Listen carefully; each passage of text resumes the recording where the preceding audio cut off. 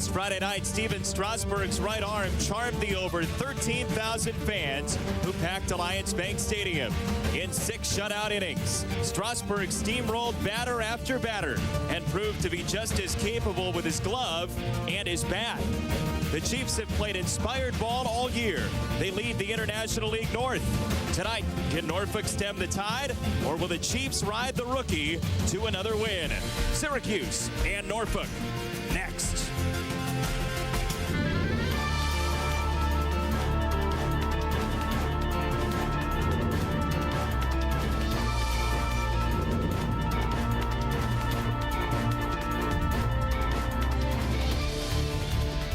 This is the Syracuse Chiefs pregame show presented by Drivers Village.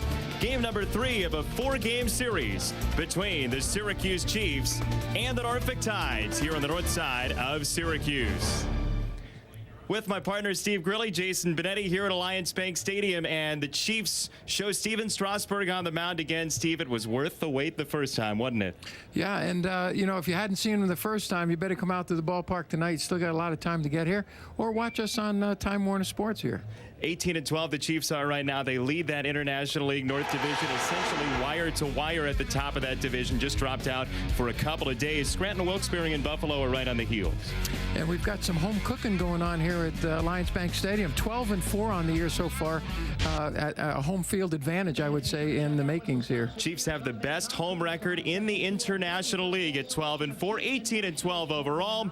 Steven Strasburg's first pitch. The Presidents are here. They're going to race later on, but Strasburg next.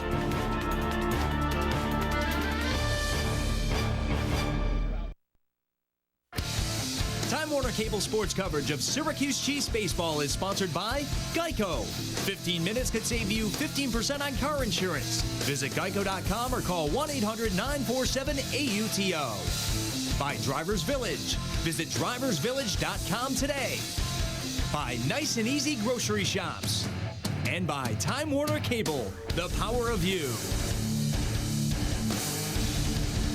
Well, the rumor was it wasn't going to be a nice day. The cloud cover was immense, but we've got sun shining down here at Alliance Bank Stadium with Steve Grilly, Jason Benetti, as the Chiefs take on the Norfolk Tides in game number 3 of a 4-game set. There's Norfolk starter, 24-year-old lefty Troy Patton from Tomball, Texas.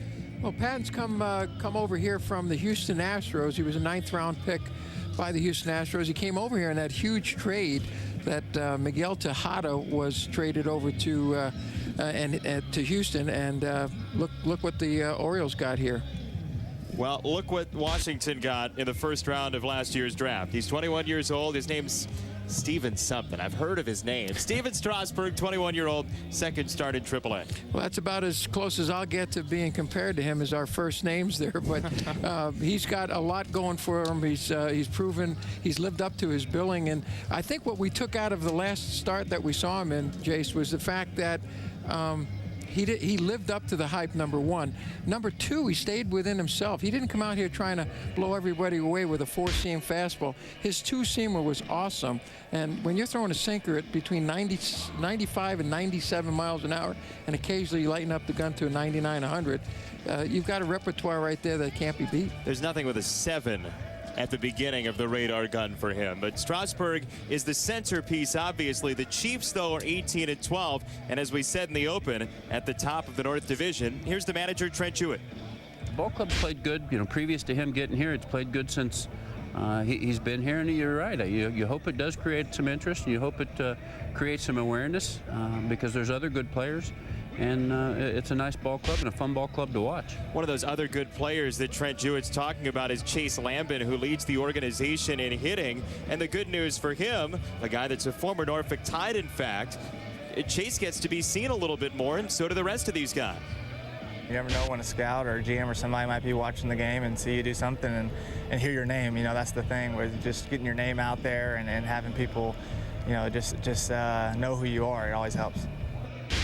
That's the mystery of baseball. Is there are a lot of good players out here. People don't realize it does take that pair of eyes sometimes. You scouted, Steve. You know how it is. Well, a lot of times you're sent in to see one individual, and then when you go to see that individual, somebody will stand out in that 1 or 2 games that you're in that ballpark to see the guy you came to see. And Lambin said it right there. There's a lot of attractiveness in the fact that there's scouts here, there's front office people looking at Strasburg, and even within the own organization, never mind getting outside the own organization, they get to see this guy on a regular basis, like what they see. Question is, who's the one guy tonight offensively to do it, or a couple of guys to back up Strasburg? Chiefs and Tides coming up just around the corner at Alliance Bank Stadium.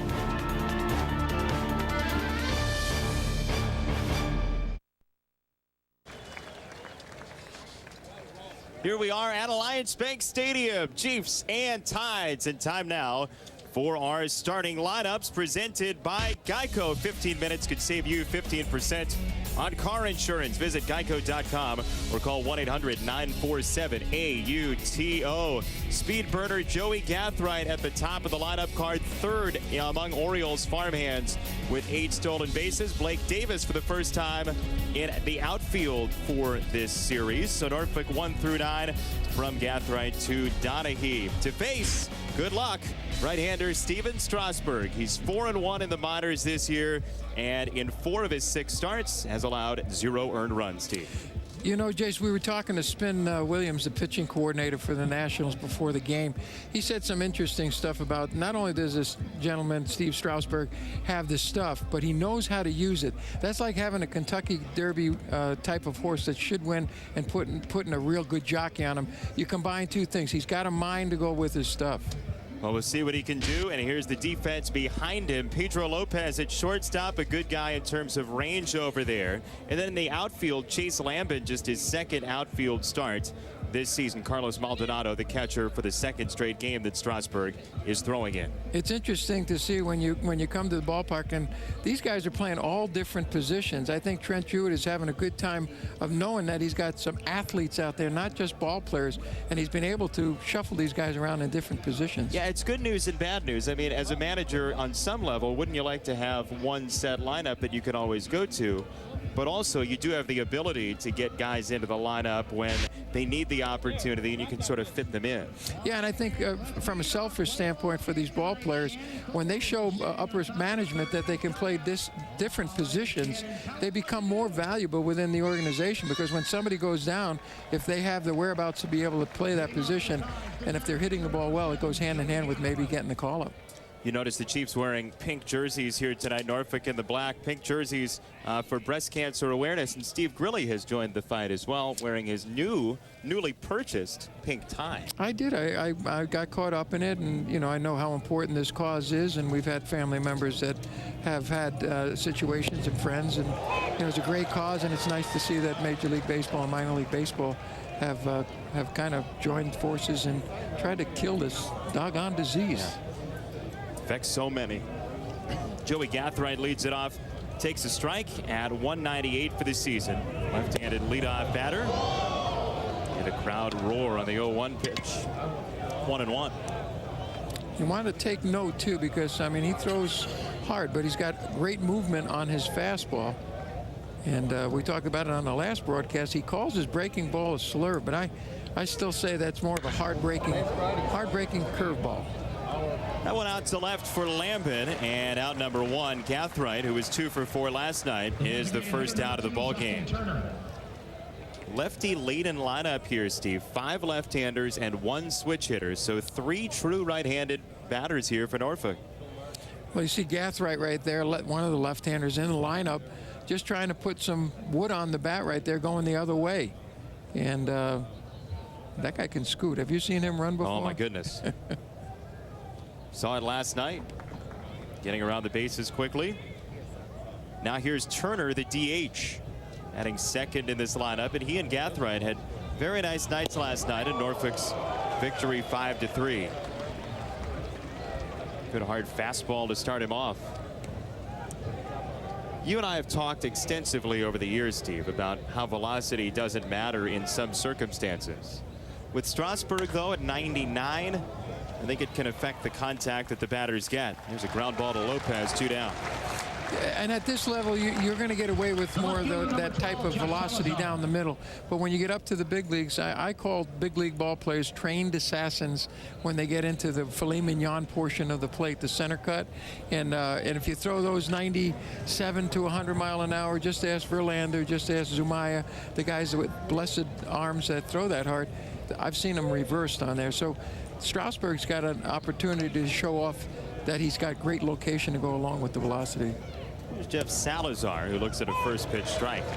Normally on a first pitch strike, when you're throwing this hard, you know, get it right down the middle. There's a fastball that was right on the outside corner. So he knows how to attack the zone, but he still likes to hit the third portions of the plate, not down the center. There's a good breaking ball followed by a good fastball on the outside corner, both corner pitches. If center cut is filet mignon, what are those pitches? Hamburger. Angus beef, though. It's really fine beef. This is there on 0-2. Coming up this next half inning, we'll talk to our third member of the broadcast team tonight, Amy Johnson, who will be roving the crowd for us this evening at Alliance Bank Stadium. We'll chat with her shortly. A rose between two thorns, right? Speak for yourself. There's a sinker, 2-2.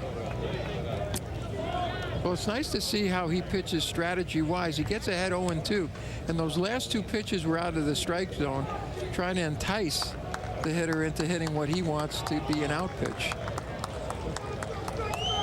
2-2.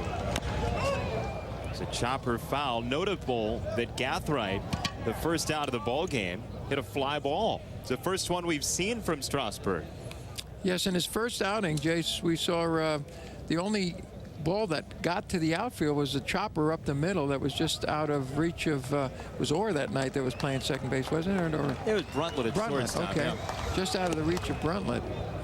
But other than that, he had a lot of chopping ground balls, not even well struck. The best pitch that was struck that night was the comebacker to the mound, which he gloved and threw him out. Full count to Salazar, who's tied for second on the team with 4 home runs. Norfolk batting .240, dead last in the IL. Payoff. Just off the plate. It's not very often that you see the crowd so much behind every pitch that any Chief hurler has thrown, but right there on a 3-2 count, pitch that just missed, and I don't know if he called it for his outside or was it a little bit high. I think more outside. Looked like it might have drifted away. So now 1 on 2 out for Josh Bell, the only switch hitter in the order for Norfolk.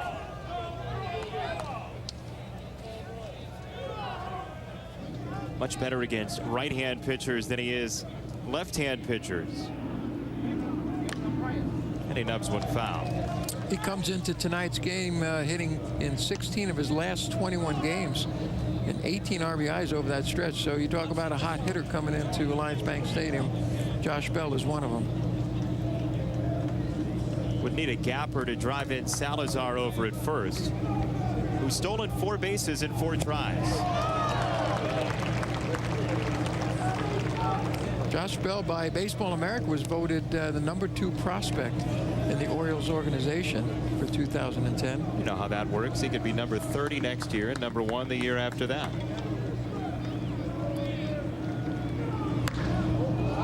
He gets underneath one, and it's to the left-hand side for Lambin. There's out number 3. So Salazar remains at first base, and Norfolk does not score here in the first. Now we check in with a third member of our broadcast team, Amy Johnson. Amy, how are you? Jason, the sun's out now, but it was chilly all day. That didn't stop some fans from lining up 2 hours before the gates even opened to see Steven Strasburg pitch. Tonight's crowd not as big as Friday's record setter, but everyone down here still excited to get a second look at Steven Strasburg. Some of them even wearing these Strasburg, he's our rock star t-shirts. Everyone down here, well, they're hoping for another rock star performance from number 37. Jason? I got my Steve Grilly, he's our roadie shirt. up here in the booth. Here's the starting lineup for the Chiefs, presented by Geico. 15 minutes could save you 15% on car insurance. Visit geico.com or call 1-800-947-AUTO. Justin Maxwell's back in his third game since coming down from Washington. Seth Bynum in that sixth position has hit the ball well recently, and all the way down to Lopez, the newcomer, in the 9th spot.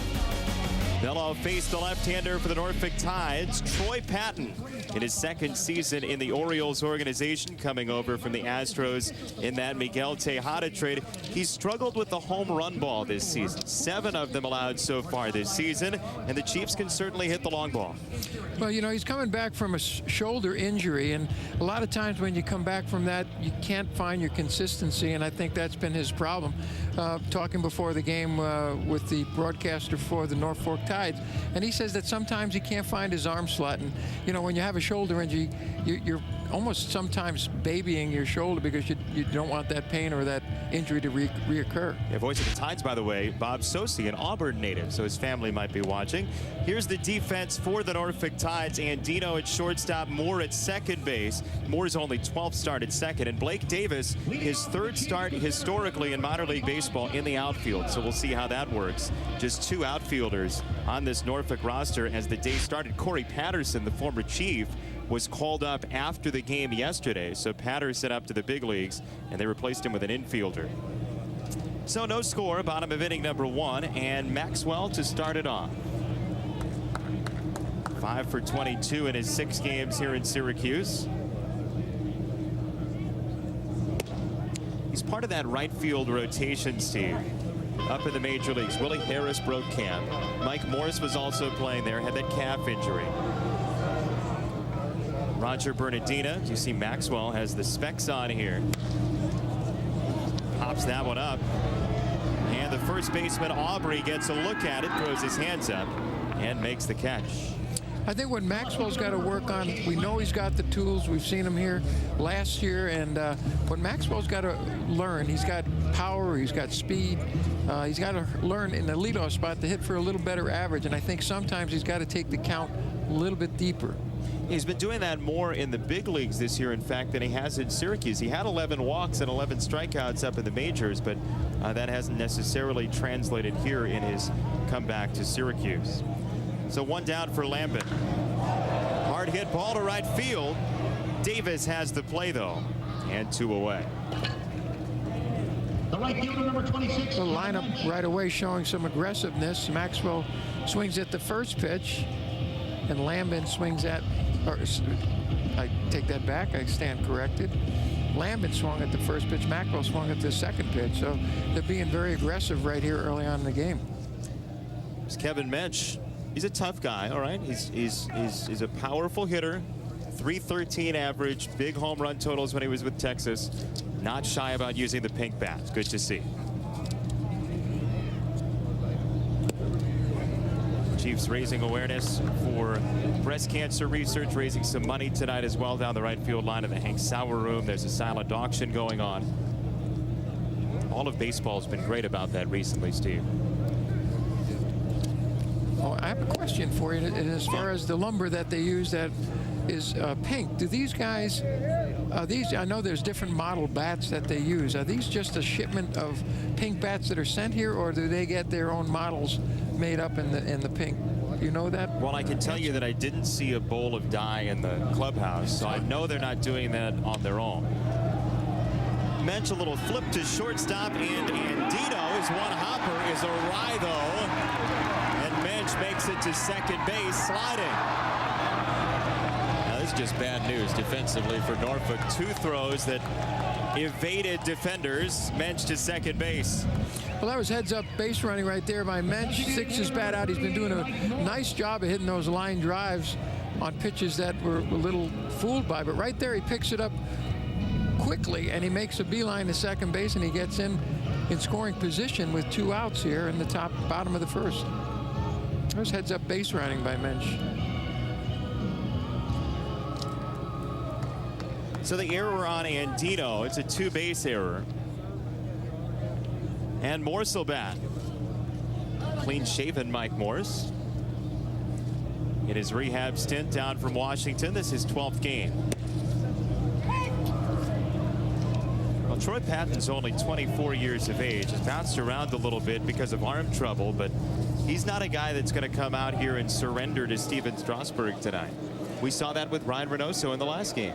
Well, he was drafted out of high school. He was signed with the University of Texas, but because he was picked in the draft, in the 2004 draft, he's a high school gentleman that has got a lot of years, and he's still young. He's got a lot of years professionally now, but still considered young and still considered a prospect. Talked about his trade with the Miguel Tejada trade, and there was, what, 5 players involved in that trade from Houston. Including Matt Albers, the guy that's turned out to be a pretty good right-hand pitcher. Mike Costanzo, Dennis Safadi. 2-2 on Morse now. Mensch at second base, and the Chiefs trying to build a rally here in the first. No score.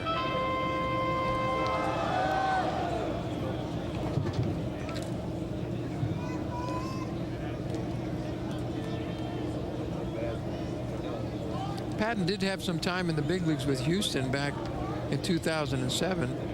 His ERA was a fine 3.55, but he had no wins and 2 losses to show for those efforts. 3 balls and 2 strikes now. Patton to Morse, and that was when he was injured in that 2007 stint with the Astros. Had some arm trouble. Didn't pitch in 2008. Right. Tried to fight through it. 3-2. Morse gets into one to right center field. A long run for Gathright, who's there. Well, no help from the wind, which usually is a jet stream flowing out to right center field. So Gathright runs it down. He can move out there in center field. No score after 1. The Chiefs and the Tides.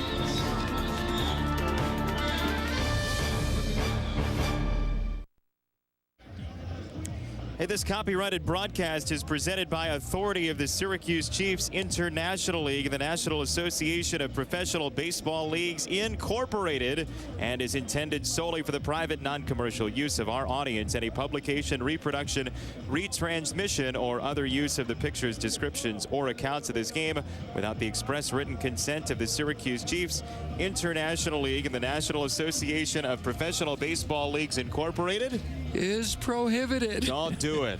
You know, I thought, you know, pink is the is like the color to go with today's theme, but I didn't get my pink slip on my job there. No, it was a part-time employment position for me tonight. All right. I hope I could use the dollars. Scott Moore is going to lead it off for Norfolk here, then Andino and Aubrey, 5, 6, 7 in Gary Allenson's order. Tides and Chiefs are scoreless here in the second inning. Glad you could join us from Alliance Bank Stadium. Well, 15 pitches in the first inning for Strasburg, Steve. He walked the 1 batter. That was Salazar, 3rd in the order. Looked pretty smooth, though.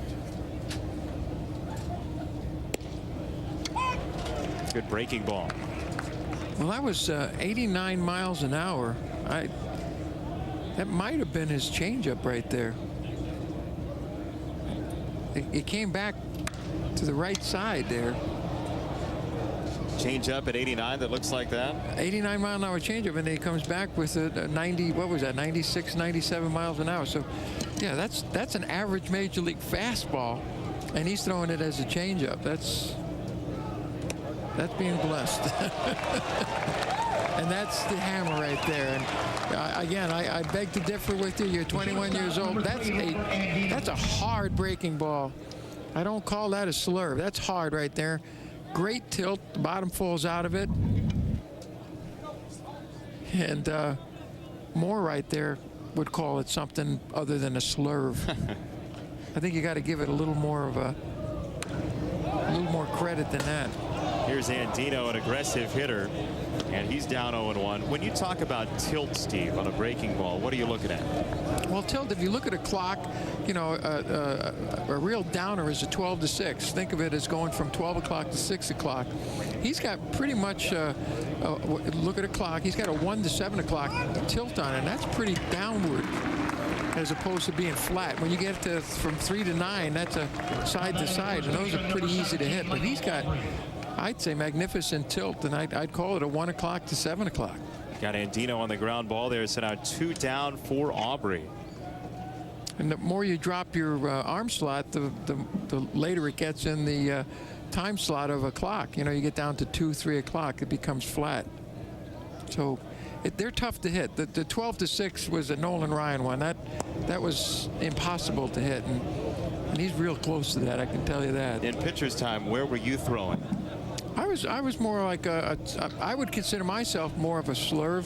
I was more of a 2 to 8 o'clock right there, right in that area right there. But I threw it hard. I really didn't have a good off-speed pitch, and that's why I was made a reliever. Because which means about the 5th inning tonight, you're done. I'm 2 done. to 8 o'clock, and then that's it. You check out. You check out. That's right. Literally. 2-0 to Aubrey. Power hitting left-hand bat who has also had some injury trouble in his career, formerly with the Indians organization. 2005, 2006, Aubrey played just a combined 42 games. That'll derail a career, certainly. On 3-0, he swings away, and Weitzel takes it himself. 1-2-3 in the inning for Strasburg, including an absolutely demonic hook. Good luck, Scott Moore. Yikes. No score, bottom 2.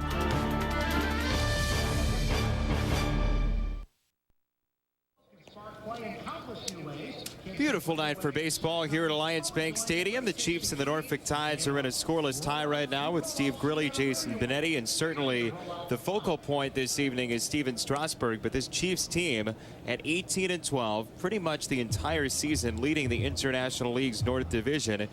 It's a well-stocked lineup of veteran hitters. Weitzel is going to lead it off here. He's 28 years old. Then Bynum, 29 or 30 years of age. Maldonado at 31. And there are guys that have played in the major leagues. They've won World Series rings. See also Eric Bruntlett. And I think that's got to be nice for Steven Strasburg to be in the clubhouse with guys like that. Well, you know, a lot of the players talk about the atmosphere in the clubhouse, and you've got players that are really seasoned and they know what it takes to win, and these guys get along very well. Trent Jewett has pointed that out. He says you walk into that clubhouse, it's a real nice atmosphere, and it always is when you're winning. But this is early in the season, and you've got to develop that winning ways. And this club right here has taken the baton, and they're running full speed with it. A great team and a team effort, and I think Strasburg's learning from the fact of what the team concept is. He's been part of it. Here's the team's RBI leader, Josh Weitzel. And a ball and no strikes to him. Didn't you get the feeling on opening day that this might be a special group for at least the first month of the season? I do. I think, you know, the freshness of coming off a good season last year, the promise that the National has made to the Syracuse Ball Club here, that they're going to be competitive, and no doubt about it. You saw it right from the get-go, and you see guys like Kevin Mensch, Pete Orr, as you mentioned. Seth Bynum's back here after performing very well last year. A well-rounded ball club, and they got people at the helms, both as Trent Jewett and Greg Booker here, you know, working with these guys, and Jerry Brown as hitting coach. It's just a nice mix of people that know what they're doing. Greg Booker, former pitching coach up in the big leagues with the Padres. Josh Weitzel, a West Coast guy as well, went to Loyola Marymount University. Played in the Diamondbacks organization and fought late there to swing. He's the first strikeout victim of Troy Patton. 1 down. Well, Patton makes a good two-strike pitch right here. It's a breaking ball that really just disappears on the outside portion of the plate, and tough to catch up to that one when it's on the outer portion of the plate with good break right there. So 1 out for Bynum now. Set the 265 with 17 knocked in. Second on this Chiefs club to Weitzel.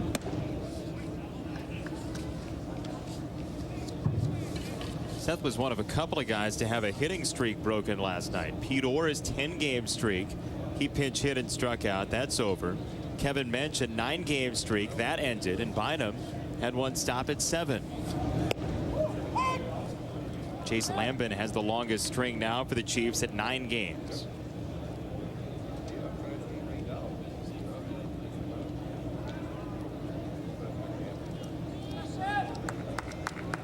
Ball to strike for Bynum. You talked about Strasburg working the corners. Patton seems pretty fearless on that inside corner to a right-handed batter. Well, he knows it, and when he throws that breaking ball, it takes a little something off it. You've got to establish something inside. Your fastball's got to be established inside in order for make your breaking pitch to be a little more effective. Patton, this is now his 7th start. He's walked 12, struck out 24, so a pretty good ratio there as he's behind Bynum at 3-1. Well, you always like to see the 2-to-1 ratio, and he's right there. There's that corner. You haven't seen too many filet mignon from Patton thus far this evening, and he's working the inside and outside corner. That breaking ball was on the inside part of the plate, and he came back with a good fastball knee high on the outside portion. It's full for Bynum. Here's ball 4. 1 out, 1 on. The third baseman, number 17, Pete Orr. The old ABCs of pitching, change speeds and move the ball around so they don't see it in the same location, often in the same at bat. So how does that make that the ABCs? Well, that's ABCs. That's, oh, come on. The basics, you're saying. I thought you were talking that one was going to start with an A, one was going to start with a B. No. Here's Pete Orr. Mentioned that 10-game hit streak he had. He's raised his average to 248. Pete and his lovely wife Jody were with some of the media members earlier today. Jody helped coordinate the breast cancer awareness dinner here tonight at the ballpark. There's a hard hit ball up the middle by Orr. 2 on, 1 out. Gathright having a little problem coming up with the ball right there. But no damage. So here's Carlos Maldonado. As Orr went up there at an 0-1 count, decided to swing away. Well, he catches a fastball that wasn't right down the middle, but it was pretty much down close to the heart of the plate, and he sends it right up the middle. Nice piece of hitting. You know, Gathright, I think, believed that ball was coming slower than it was. Almost overran it. Runners are off. Maldonado strokes it on the ground to short. And Andino finishes the out, but the hit and run put him in motion and no double play.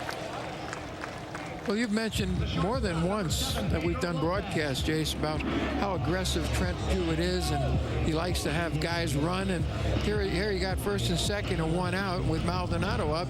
He stays out of the double play. That was a routine double play with the catcher running, but because he had the runners in motion, he's got second and third and 2 outs, and base hit puts you up 2-0 in this situation.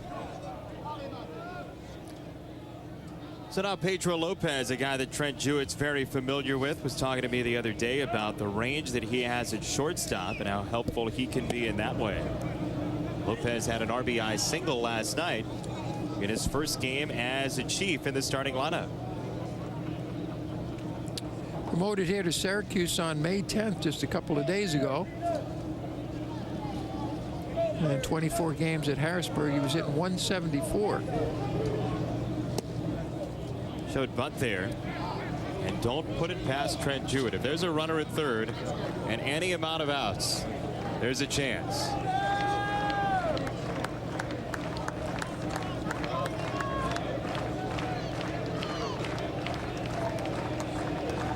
Two and nothing on Lopez from Patton.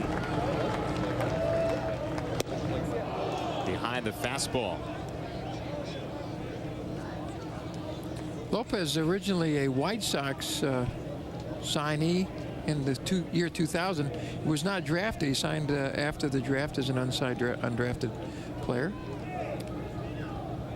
He's been with the Blue Jays, the Cincinnati Reds, and the Pirates as of late. With Syracuse in 2008. For a time. 104 games, in fact, with the Chiefs at that point, the final year of the Blue Jays affiliation. He and Kevin Mensch were teammates. See Bynum at third and Orr at second. Chiefs trying to get on the board first here tonight.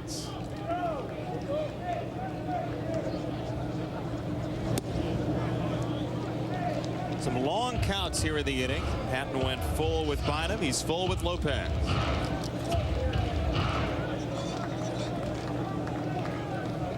Tell you what, you flip it over to the top, and Maxwell could be very dangerous with the bases loaded. That was in the hitting zone. Well hit, but Andino up to the task. Got a great scoop by Aubrey for out number 3. Touch and go for a moment, but the Chiefs can't push the first run across, and we'll go to the 3rd. Chiefs and Tides are scoreless in Syracuse.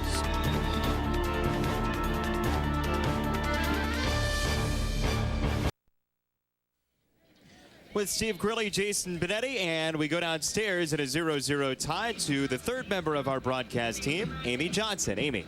Guys, you've probably noticed the pink uniforms the Chiefs are wearing, and maybe a few of the pink hats in the crowd. That's because it's Breast Cancer Awareness Night, and I'm here with Wendy Schoen and a couple of the players' wives to learn a little bit more about the event. So, Wendy, what's going on tonight at the ballpark? Well, tonight's a very important night for us. We're celebrating Breast Cancer Awareness Night here, and our team is wearing pink jerseys, and we're very proud to have them do that. And the money we raise tonight from our silent auction will be benefiting the Vera Bradley Breast Cancer Research Foundation. And what type of work does the foundation do? Well, it's strictly a research foundation, so all the money will help, hopefully, further causes, further cures for breast cancer. And this is more directed to the wives, but why do you think it's so important that minor league and Major League Baseball have an awareness night like this? I think it's just important to bring about the awareness of breast cancer and to really acknowledge the struggles that people go through in their lives. All right, thanks a lot, ladies. Jason and Steven, back to you. Amy, thank you. And Steve, by the way, the beauty level from one booth to another is very, very wide. The gap is huge.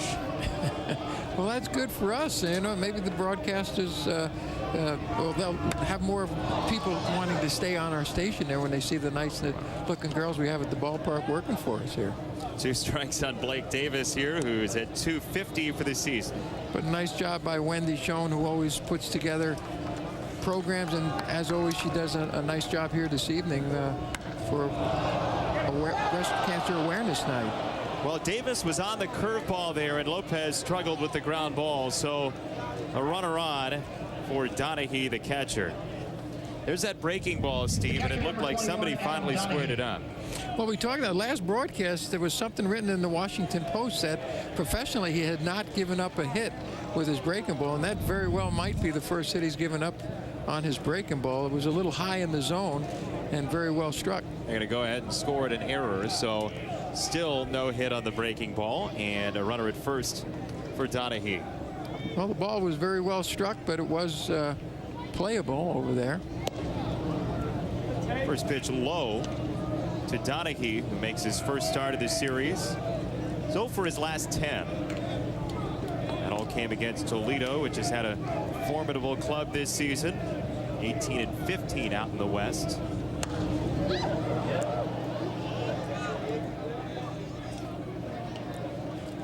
Well, with Strasburg throwing that power sinker, you'd like to see another ground ball right here and have the infield turn a double play, get him out of this situation with a man on and nobody out.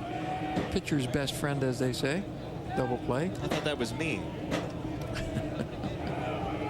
Steve's lowered my rating, I guess, in the friendship department. 2-1 to Donahue. Well, I'm sure Steven would rather see a double play than you right now.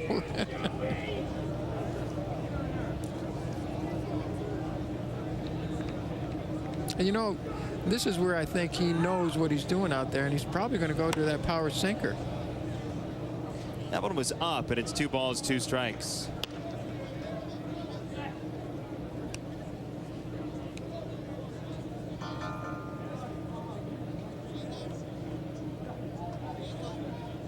Talk about Steven Strasburg, though. We discussed it a little bit during our last television broadcast. This is a young man who is truly a product of elbow grease.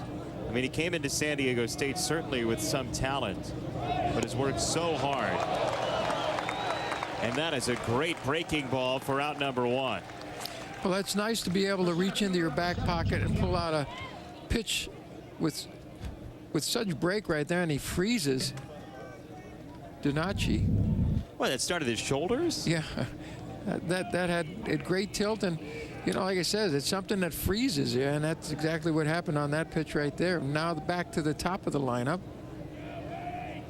He's a tough man to double up right here. This man possesses a lot of speed, Cathright, who's spent some time with Kansas City.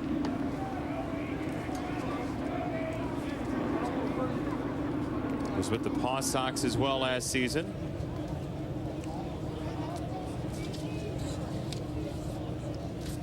Tampa Bay organization. Runners off. The throw is waiting. Looked like a failed hit and run, Steve. Well, Maldonado made a perfect throw down to second base. It was to the first base side of the bag, and like you said, Moore was just not Moore. Bynum was just sitting there waiting for the runner to come to him. It wasn't nowhere near a bang-bang play. Well, when you have a pitcher that's throwing that quickly and the ball gets to the home plate that soon, Maldonado's got a better chance than not of getting the runner out in the stealing attempt. And we're talking about split seconds here. I mean, you're talking tenths of seconds that separate steals from not stealing. But nothing to be taken away from Maldonado right there. It was a perfect throw. He's got a quick release. Does a nice job behind the plate here for the Chiefs. Pulled strike 3 to Gathright. Tucked it in under the arms, and Gathright is the third strikeout victim looking for Strasburg tonight. You can only ignore it for too long, and it'll burn you. Great pitch. Yeah, we got a really good team here, and to have a big crowd like that come out and support us, it's great. I mean, anytime you play in front of a packed house, it's great. You know, I've played in front of some really good crowds, and I've played in some pretty paltry crowds. So, you know, it's good to have the energy and the noise, and when you know a big strikeout or a big hit and hear the roar of the crowd. I mean, that's kind of why you play the game, is to get out there and get those juices flowing and have that adrenaline. 13,766 fans during his last start for Stephen Strasburg. There you see Lambert on deck. When you're categorizing that crowd, Steve, would you call it pretty good, very good, really good? What would you say, 13,766? I would say that's DG, darn good. All the way up to DG, huh? That's right, darn good. DG. Justin Maxwell will lead it off here for the Chiefs, then Lambert, who you just heard from, and Mensch. And I'd have to put a DG on both of those last two strikeout victims right there. A breaking ball that froze one batter, and then to end the inning, Gathright right there. He throws a fastball at 97 miles an hour right on the inside corner. Freezes him, too. That's a tough pitch right there that he threw to Gathright. Now Maxwell facing Patton here, who's certainly not chopped liver. He's allowed one hit through 2 innings. We talked about the arm trouble for Troy Patton, Steve. 2007, he gets called up. The Astros worked him pretty hard. He was told by Cecil Cooper, the manager, this is a story relayed by some folks in Houston. He was told by Cooper that he wouldn't be used one night at Shea Stadium. They wouldn't go ahead and put him in the game. And so he was out there in tennis shoes before the ball game, Patton was. One of the veteran relievers said, you might as well put on your cleats just in case here. They ended up using him in a blowout game, and he felt a twinge in his arm that night, never really recovered, had to go under the knife. And Patton was very gracious about it, never blamed the Astros, certainly, but the chain of events was unfortunate for him. And people talk about, you know, the game's changed, we're babying pitchers somewhat. There are more arm injuries. Sliding play by Bell, who's up to throw out Maxwell. Well, that's definitely a web gem right there. That was a well-struck ball over there, and Bell comes up with it, drops to one knee and backhands it. Watch how well this was hit. He does a 360 right there, turns around, throws a perfect strike. He possesses a real strong arm, too. Took time enough to get his feet out from under him, and very well played ball right there, and a good throw. And Maxwell can run a little bit, too. He's a quick guy down that line, long strides. One out for Lambert. Ooh, there's a little hesitation strike call right there. Lambin turns around, and I kind of agreed with him. I thought the ball was a little too much inside.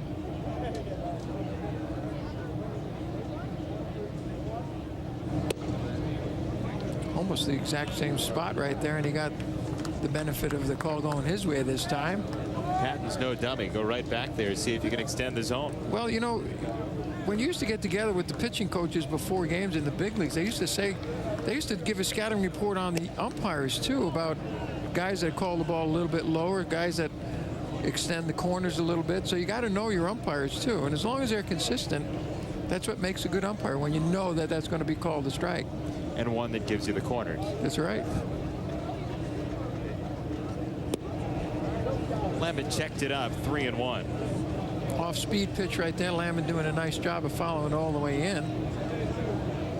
He's 5 for 12 in this homestand. The leading batter in the Nationals farm chain at 343 entering today. Strike 2. Lambin's home run numbers. He's the top home run man on the Chiefs roster right now. He's never led a team that he's played for in the minors in home runs. Came close a few times. There's a base hit to left.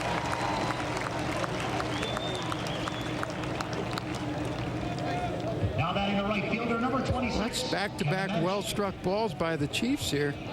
Seems like they might be zoning in on Patton.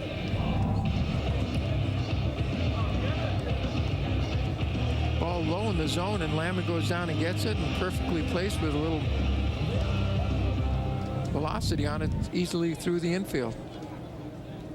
So now 1 on, 1 out for Mensch, who's been such a patient hitter this season. 13 walks and 4 strikeouts.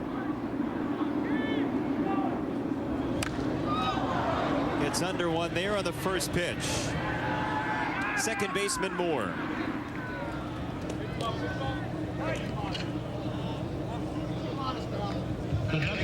Two out for Morse. Usually with a rehab stint, Steve, you see a guy come in, there's sort of a whirlwind tour, he plays 4 or 5 ball games. Morse has had the opposite of that. He's now in his 12th game. Still here in Syracuse. I think part of the decision-making process is there are so many guys that can play right field in this system right now that it's tough to take your pick.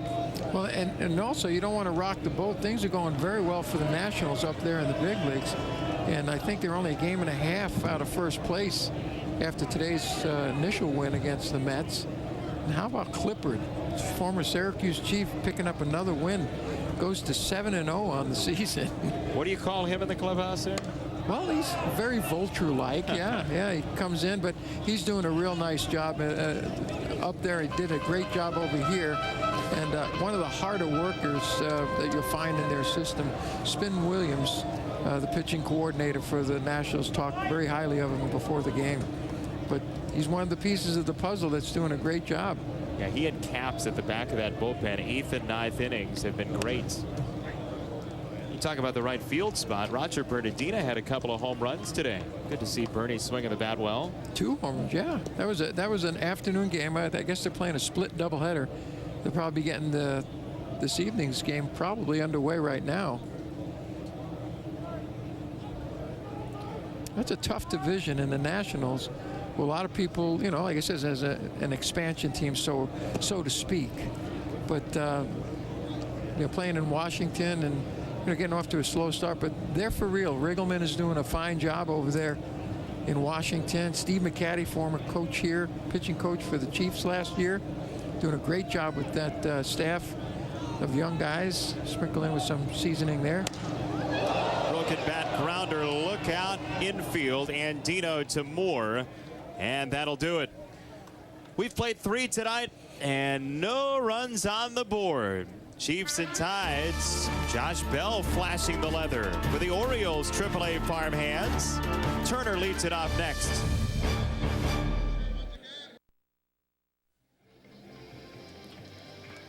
Terrific evening here at the ballpark. We're scoreless here in the 4th, and let's go downstairs to the 3rd member of our broadcast team tonight, Amy Johnson. Well, I'm here with Matt Rogers of Watertown, who was the very first person in line for today's game. And Matt, what time did you get here? I actually got here around 1:30 this afternoon in the hopes to try and get Steven Strasburg's autograph. And were you successful at that? No, we got to watch him walk in, and he acknowledged us, but it looked like he was too focused on the game. He didn't get the autograph. And how did you manage to get here at 1:30 for today's game? Well, I took the day off of work today, and I think it's worth it to get the first spot in line, to be able to at least see him go through. It was worth the day off. And how do you think he's doing right now? He's throwing a lot of strikes.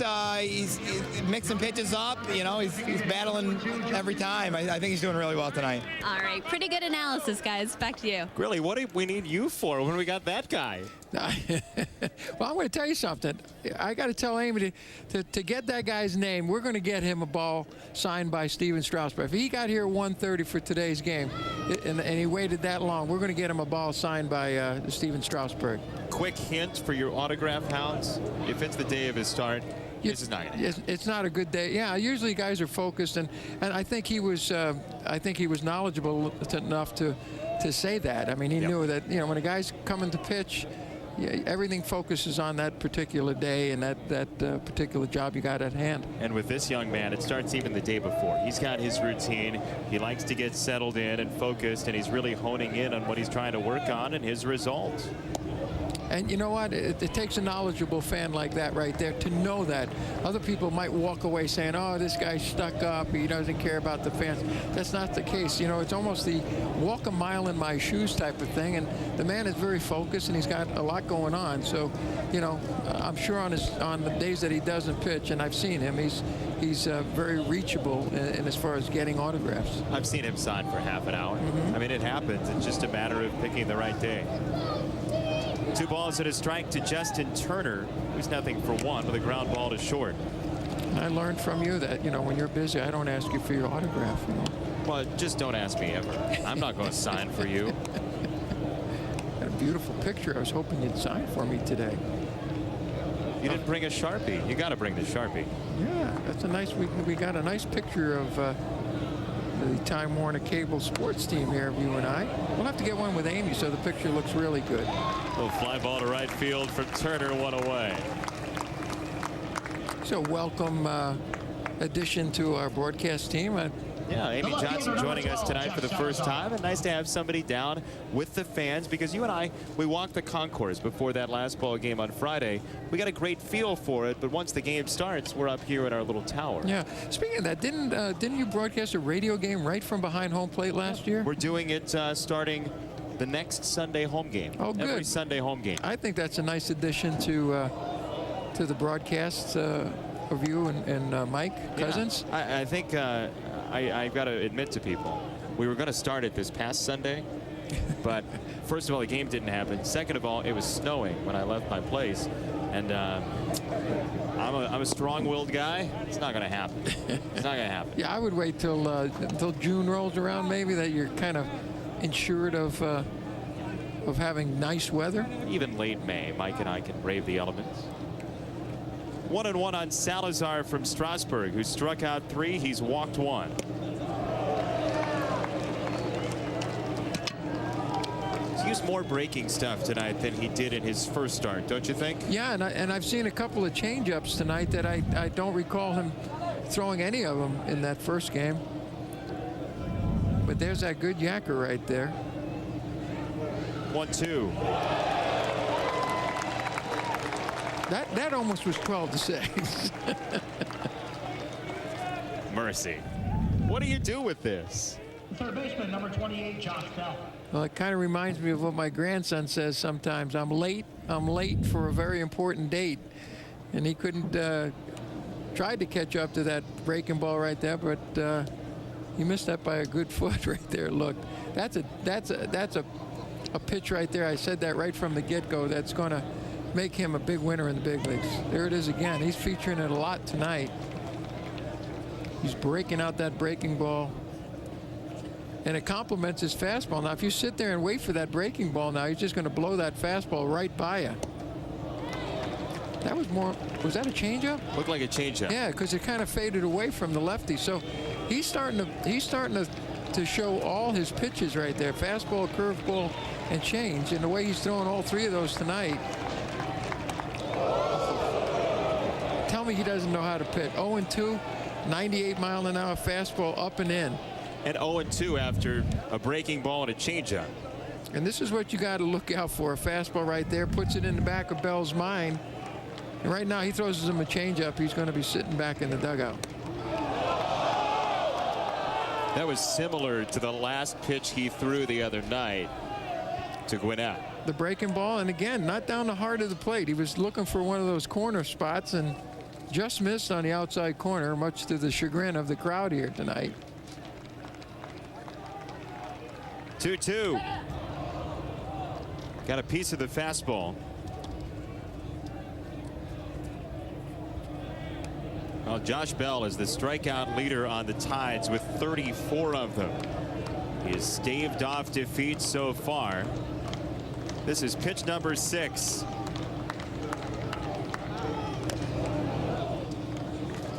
Topped it back behind home.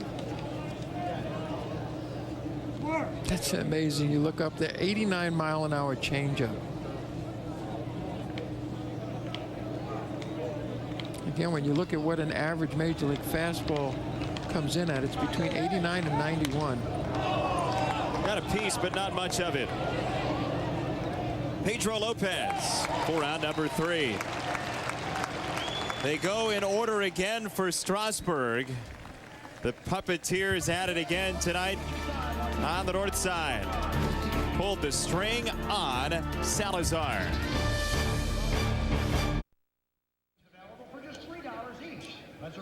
Fans enjoying themselves tonight. Steven Strasburg and Troy Patton have crossed swords so far and allowed no runs at this point.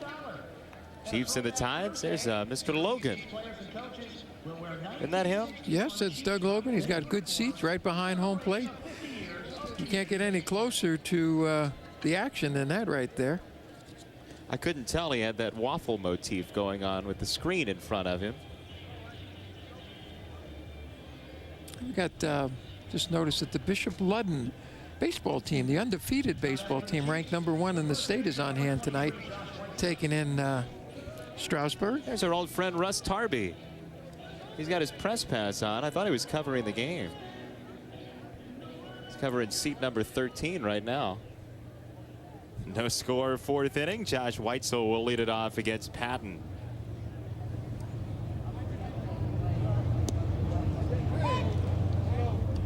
It's a tough pitch. 0-1. A good breaking ball that caught the inside part of the plate. A lot of times they call that a backup curveball. Nothing at 2 on Weitzel. In fact, a former pitcher, a guy that threw 91 or 92 from the left-hand side, Steve, but was diving into first base a number of years ago, tore his labrum and said, I'm not throwing as hard. I'm going to have to be a position player. Not too many guys you see make that transition. It's usually the other way around, like Santos with the White Sox, who former chief Sergio Santos turned him into a pitcher, and he's throwing like 98 miles an hour. It's amazing, his transformation. Yeah. He was a 200 hitting shortstop here. Looks like it's been a good move, and then he goes to the big leagues within a year of pitching, which he hadn't done professionally. Quite a story right there. Weitzel stays alive.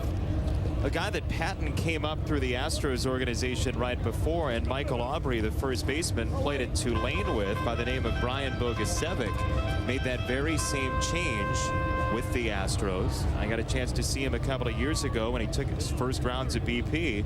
And there's certain guys that you look at on the mound, in the cage, and you say, okay, he's made to do that thing. Bogusevic was the type of guy, like Rick Ankiel, when he picked up the bat, you could tell that he belonged in the cage. He belonged with a piece of lumber in his hand, swinging the bat.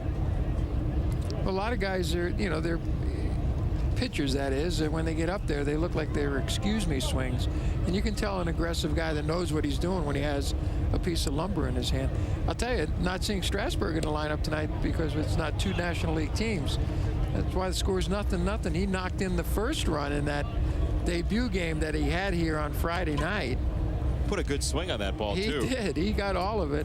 He sent a line drive up the middle to the right of the second baseman, and then he laid down a perfect bunt, which led to a run, too, with some heads-up base running by Weitzel, wasn't it? Chase Lambert. Lambert. Weitzel sprays that one right at Blake Davis. An infielder by trade, but hung with that ball well. And one away for Bynum. Yeah, Lambert got caught up maybe 3/4 of the way toward home plate.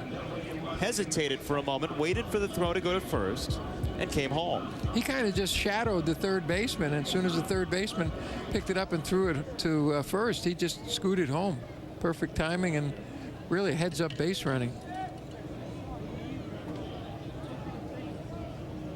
One out for Bynum here. Patton continues to feed over first pitch strikes. He's 6 for his last 6 in that department. Well, Troy Patton came in with 2-3 record and a 5.4 ERA, but pitted up against Strasburg here. He's really taking it up a notch. He knows he can't let up 1 or 2 runs because the way Strasburg is pitching, you're going to tab yourself with another L if you let 1 or 2 runs away he's pitching tonight. You know how it was, though, when Michael Jordan went up against Clyde Drexler. They'd play their best games. Drexler would. Bird and Magic were the same way. Not that this is Bird and Magic, but you do get up for somebody like that, don't you? Absolutely. I think it's a situation where, again, as a competitor, you know you can't make many mistakes. And, you know, there's a good fastball right there, 89. He's locating very well. I think that's why he's having good success, especially with his breaking ball. 1-2 to Bynum. Keeps trying that portion of the plate. And again, with 2 strikes, smart enough pitcher right there to know that he's got to try to hit that corner, keep it low. Looks like he's going to go with something away this time. It was a breaking ball, and he kind of fell into the pattern that a lot of pitching coaches tell you they'd like to see you do. Hard in, soft away. And that's exactly what he did. He came in hard on the 1-2 pitch and missed. Came back with a breaking ball that just missed on the outside corner. Maybe inside again. They had that outside portion once more. Well, he missed his location right there. Yeah, Donaghy looked like he was set up inside.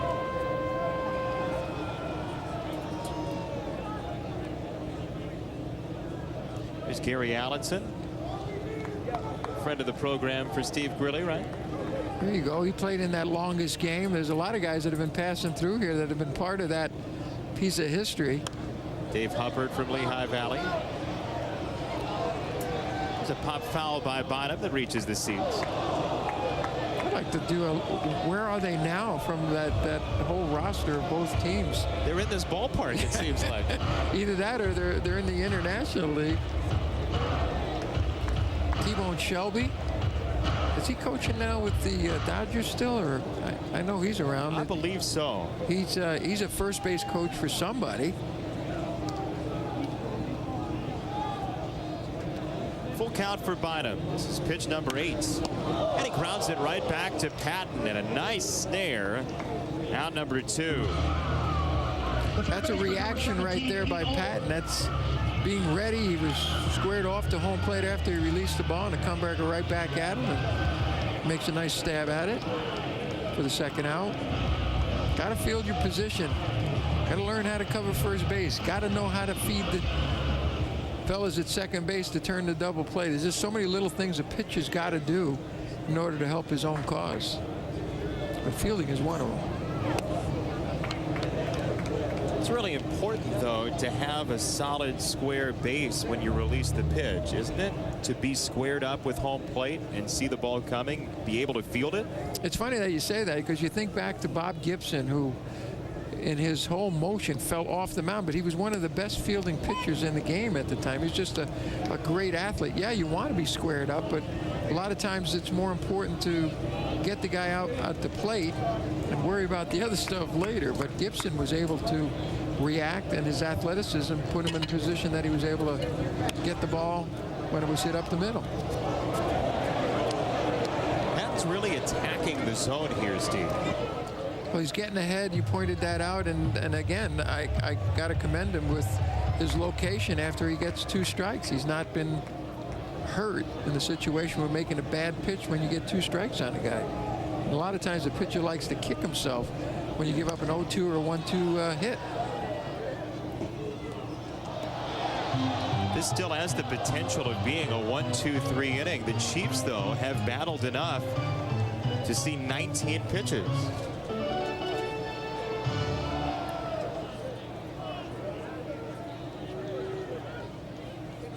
And speaking of pitches, I think we have the same situation on Strasburg tonight, that it's either going to be 6 innings or 90 pitches once again. Yeah, they've said no more than 6 innings. You wonder, under some circumstance, would he continue to throw if there was, say, a 0 on the board in a certain column? Well, I think Trent Jewett and Booker, their hands are tied in this situation. Everything's going to be dictated from above. Another bouncer to Patton, this one more leisurely, and Troy Patton gets another 1-2-3 inning here in the ball game. We go to 5, but first we've got our Time Warner Cable Sports dice roll, and Amy Johnson will introduce us to tonight's competitor. Who do we have, Amy? All right, Jason, tonight's competitor is Pat Mahardy. Gotta roll doubles, Pat. Match up the logos. Good luck. Let's see you roll. Now Pat rolls down doubles. He's going to pick up a nice prize. Stand by. Stand by. All right, Pat, whenever you're ready. That Go ahead. Go for it, Pat. Roll it. Big cheering section for Pat.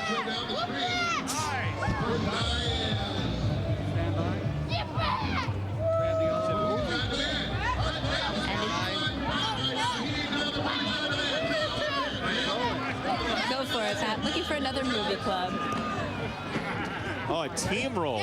We have to check the rule book. Is this allowed? I think he was one of those. He's been to the turning zone. He had him touch it for luck, I think. Oh! Oh, boy, it was close.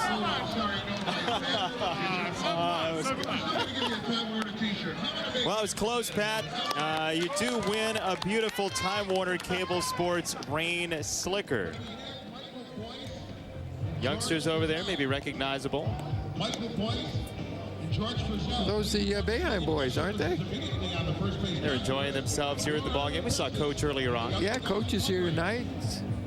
Coach Jim Boeheim, head coach, of course, of the Syracuse University Orangemen.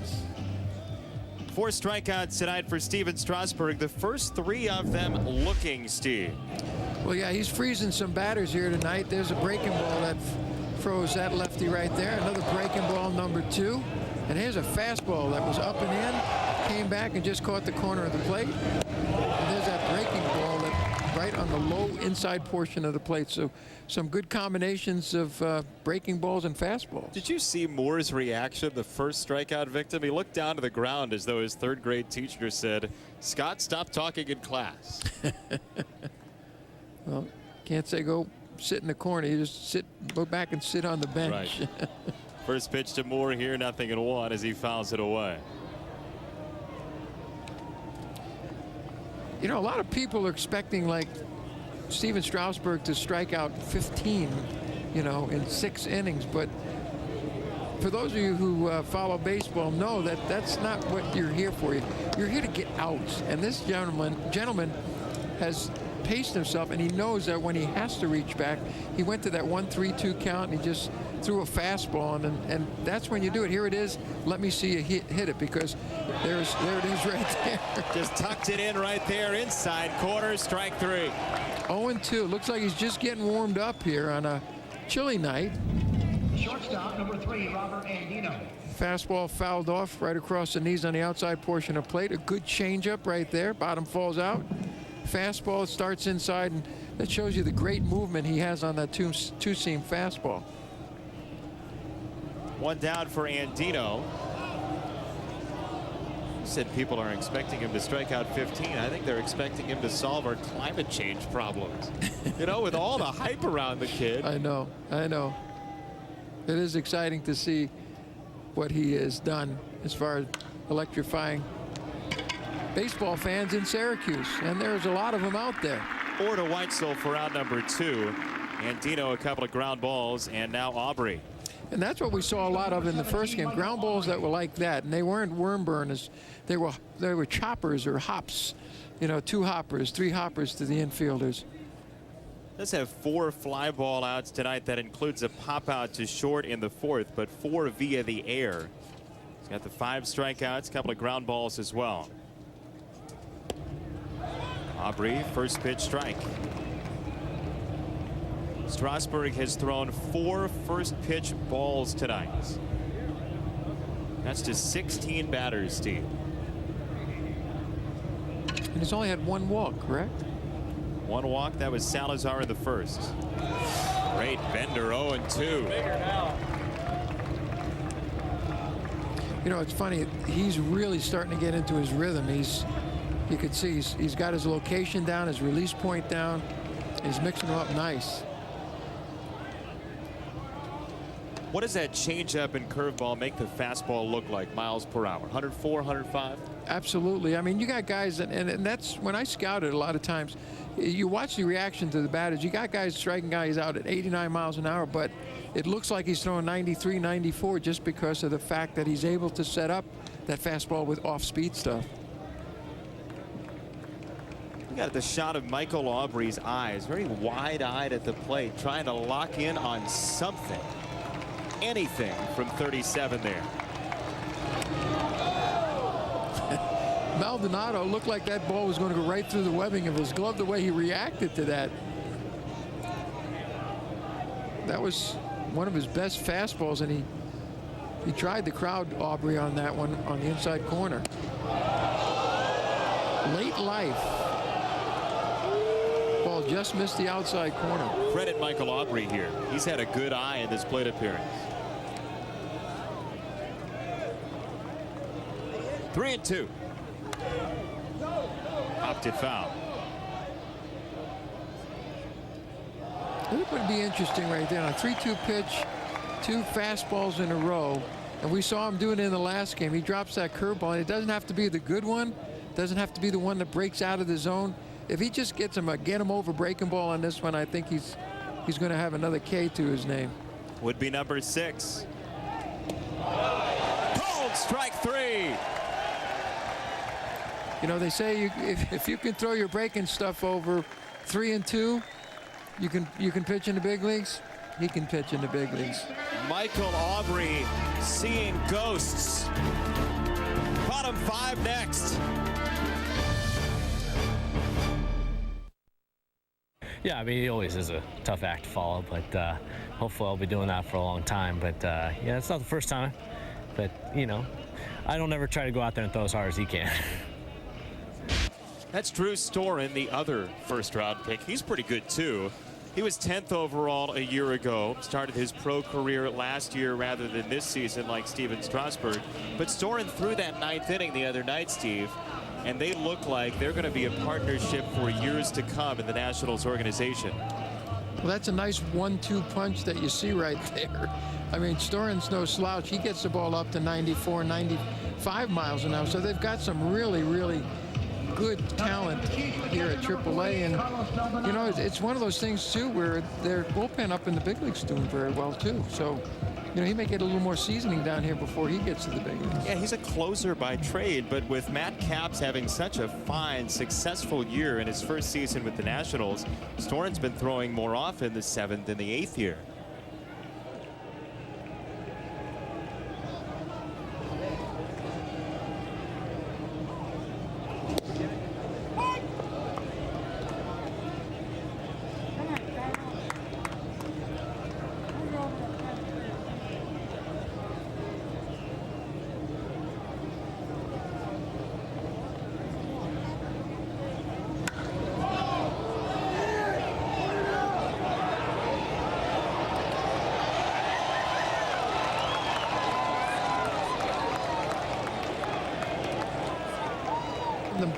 moment the ball was hit, he kind of dropped his hands, never saw it leave the bat. It's kind of that portion of the evening when the sky is a little tough and he never picked it up. So Maldonado picks up a nice gift right there in the hit. And you can see the right fielder over there, Davis, trying to help Gathright out, and it falls right in front of him. So a leadoff hit, only the third, given up by Patton here in the bottom of the fifth. Gathright looked like you after I put that geometry problem in front of you earlier. Hands up in the air. I don't know. Here's Pedro Lopez. That's a horrible feeling. Usually you see that when there's a bright sun, but it also gets a little tricky when you got no clouds. It's dusk, so the sky is not solid at all. A push bunt by Lopez, fouled.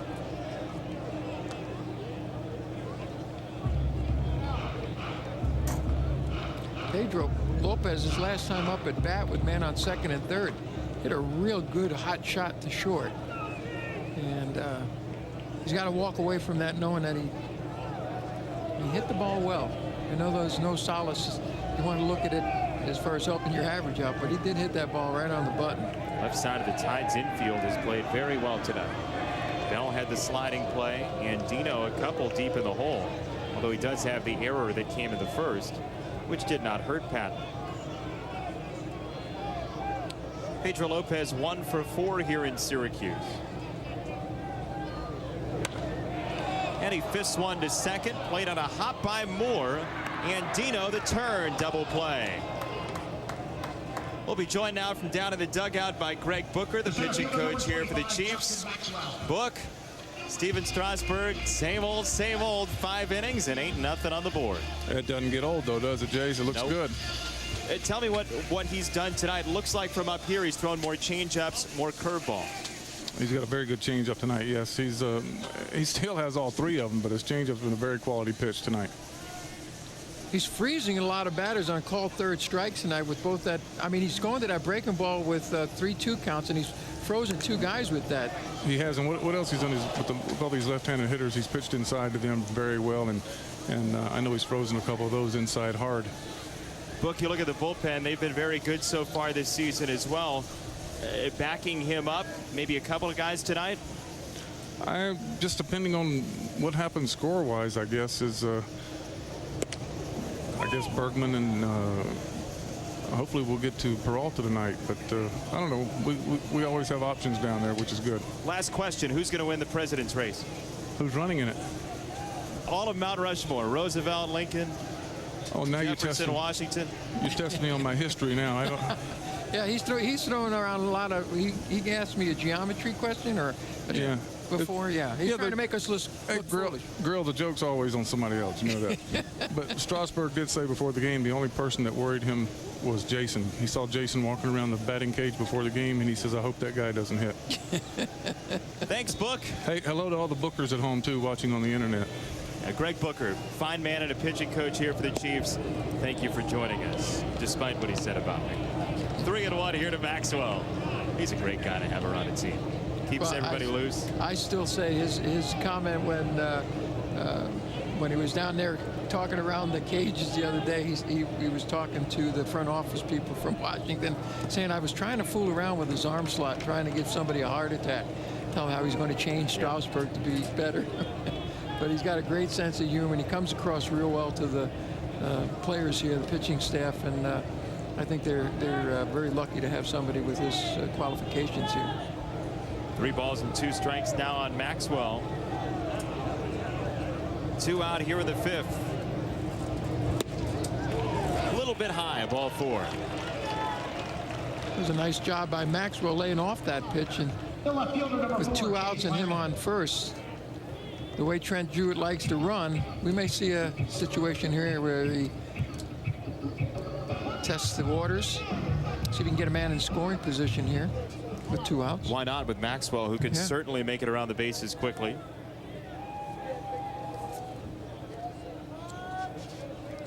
Greg Booker's son, Zach, in fact, has been in the Orioles organization, a catcher. It's been used at multiple levels. It's a ground ball up the middle by Lambin, and he's 2 for 3. baseball. He's swinging the bat from both sides of the plate very well. Number 26, Kevin Mensch. Yeah, Lambin coming into today, 353 against left-hand pitching, 338 against right-hand pitching. 2 hits again tonight. He's 7 for 14 on the homestand.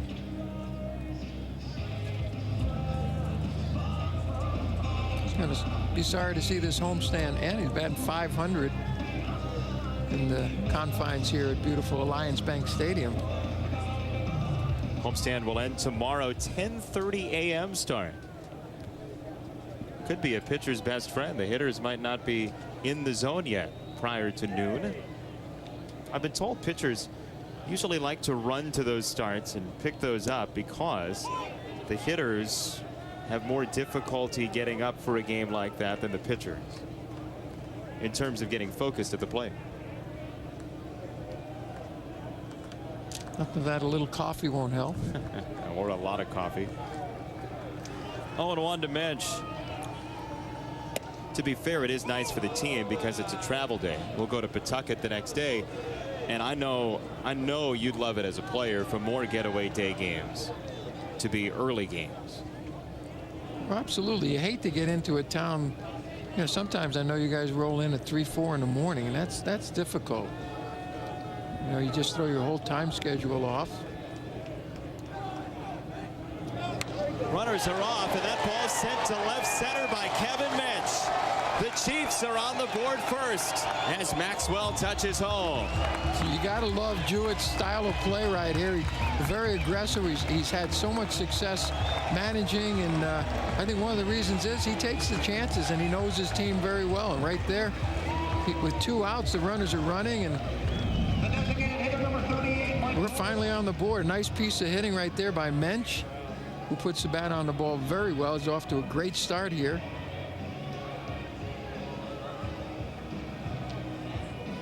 Exciting baseball here at Alliance Bank Stadium. I mean, that's 0-2 with 2 out, and the runners are in motion. I know, and I guess the people that are watching, that are out here watching Chiefs baseball, are getting to see a great brand of baseball. And you know, hopefully it's been pointed out. I know a lot of people are out here to see Steven Strasburg, but you know, a lot of these players are putting on their best shows too, and they like playing in front of people, and it shows right here. They've taken their game to another level. When you got people in the stands, they do. And people ask about the coaches and the players and how they react to Steven Strasburg. They genuinely like playing behind him too. Number one, he's a good guy. Number two, he throws 100 miles an hour and he doesn't really lose very much. That's a nice combination. Well, the old expression, he gets it. He knows what the game's all about. He respects the game, which is, you know, very important, and he respects this organization, and he respects his fellow players. I mean, that's the kind of atmosphere that that Jewett and Booker have, you know, put into the locker room. There's a lot to be said for management and how they handle the players. So, you know, sometimes you can have the best gathering of players and talent-wise, but they just don't mix. This club is mixing very well. Despite a number of roster moves. Had 3 or 4 of them at the beginning of this series. You saw a minute ago the trains start going out down the right field line to the Norfolk bullpen, so maybe Patton won't be terribly long for this game. Only 1 reliever used last night by the manager Gary Allen, said of the Tides. But you know, and again, to talk about Trent, that's the manager's probably most important job, is handling the ball players and just making sure that these guys are playing, you know, getting up for games and stuff like that, and creating that atmosphere, and having one of those open door policies. You got a problem, come see me. Don't let it fester, and let's talk it out. I should correct myself. Used 1 reliever in the first game of the series, 3 of them last night, but still a bullpen that could use some work. 3 balls and no strikes to Morse. Trent's a straight shooter. I mean, he's got an open door policy both physically and mentally. He tells it like it is. Players respect that. Lambin at third, Mensch at first. Here's ball 4.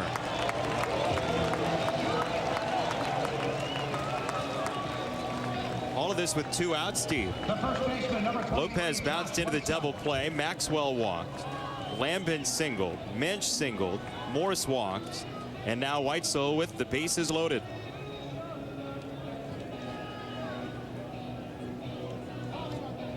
Well, how quickly things can change. A one-run lead for the Chiefs. Weitzel capable of hitting one out.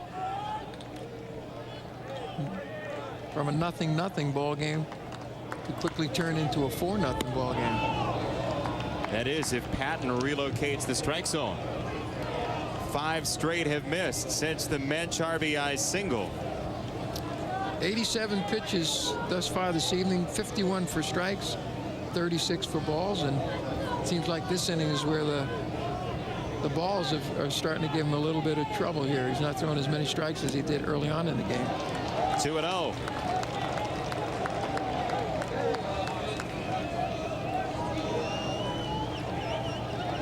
There's Trent Jewett. Kevin Mensch with his seemingly week-to-week changing facial hair. Had a beard the other day. That's gone.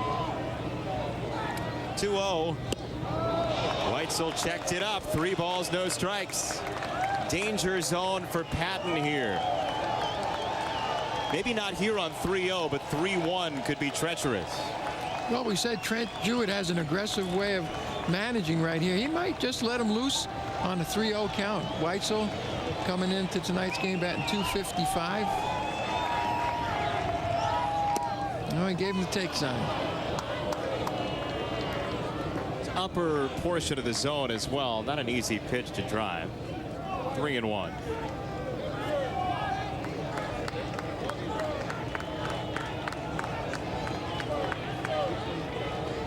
The pitch. Line drive, center field, falling fast, and by Gathright. Lambin and Mensch are home. Morse to follow. The throw into third. Gets away. 3-run triple for Josh Weitzel. And the Chiefs have erupted here in the 5th with 2 down. Well, Weitzel continues to show what a nice stroke he has right there on a 3-1 count after Patton had been throwing an awful lot of balls out of the strike zone. You got to come in fat, and he did right here on a 3-1 pitch, a fastball that was up a little bit in the zone. Weitzel does a nice job. Gathright tried to cut it off, tried to make the spectacular play, and it cost him right there because the ball rolls to the wall, and 2 runs easily score on that one right there. Yep. Chiefs get the triple from Weitzel to clear the bases, and here's Bynum now in a 4-0 game. The Eagles said once, everything can change in a New York minute. I think it has tonight. Well, that ball was slicing. It was almost like my drive off the tee. And I thought Gathright might be able to cut it off at the path, but you know, because the ball was slicing towards left field, was not able to do so.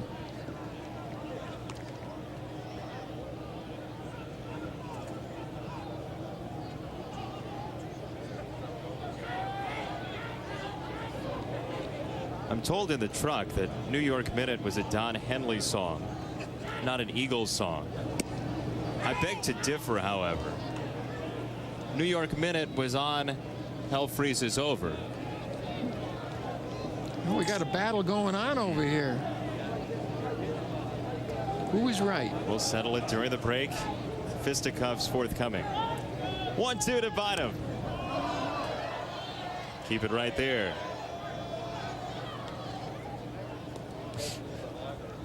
Just gonna have to Google it. Is that your answer for everything? It's getting that way, isn't it? I mean, information is at your fingertips. 1-2 on Bynum.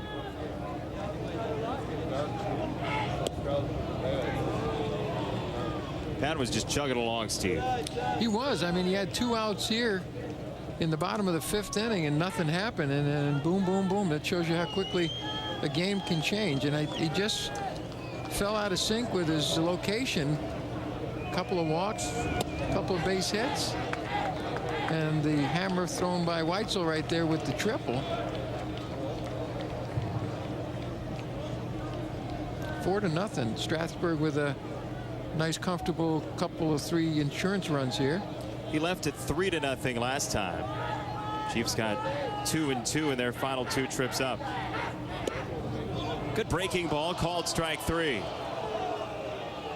8 batters in the inning, though, and the Chiefs have poured it on here in the 5th. 3-run triple for Josh Weitzel, and things have gotten pretty strange for Troy Patton. Steven Strasburg continues his assault next.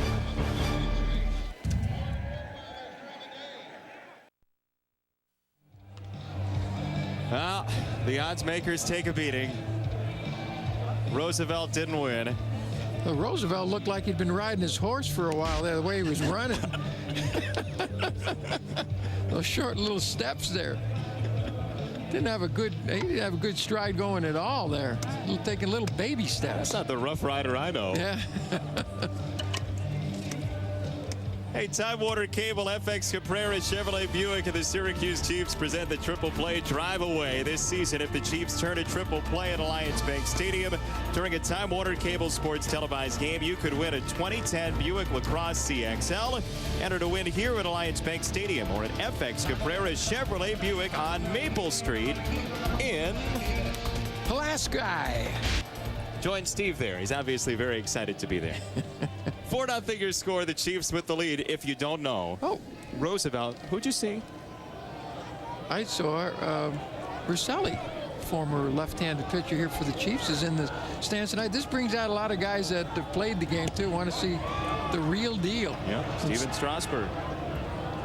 Frank Rosselli. 6 strikeouts so far. He's walked 1. 1 other base runner on an error. Pitch number 69. More than 2-1 strikes to balls today. Faces Blake Davis, who's 0 for 1, but did get to second base on that error by the shortstop Lopez. Well, he's trying to get to second base, was wiped out over there, so he did not reach second. No base runner past first.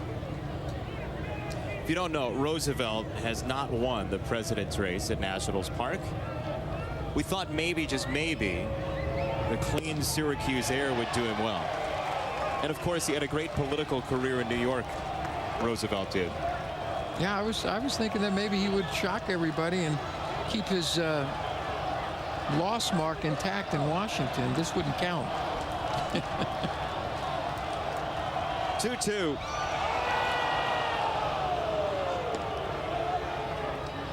Well, here comes that 3-2 pitch again. He's falling behind 2-0. Looked like he might have got a little graciousness from the umpire there on the 2-1 pitch. Ground ball to second, and Bottom's backhand. Well, when you possess a good hard fastball on 3-2, you can come up with a challenging pitch. He did right there. And Davis hits a pretty well struck ground ball, but we got somebody there. So 1 down now for Donahue. Struck out in the 3rd looking.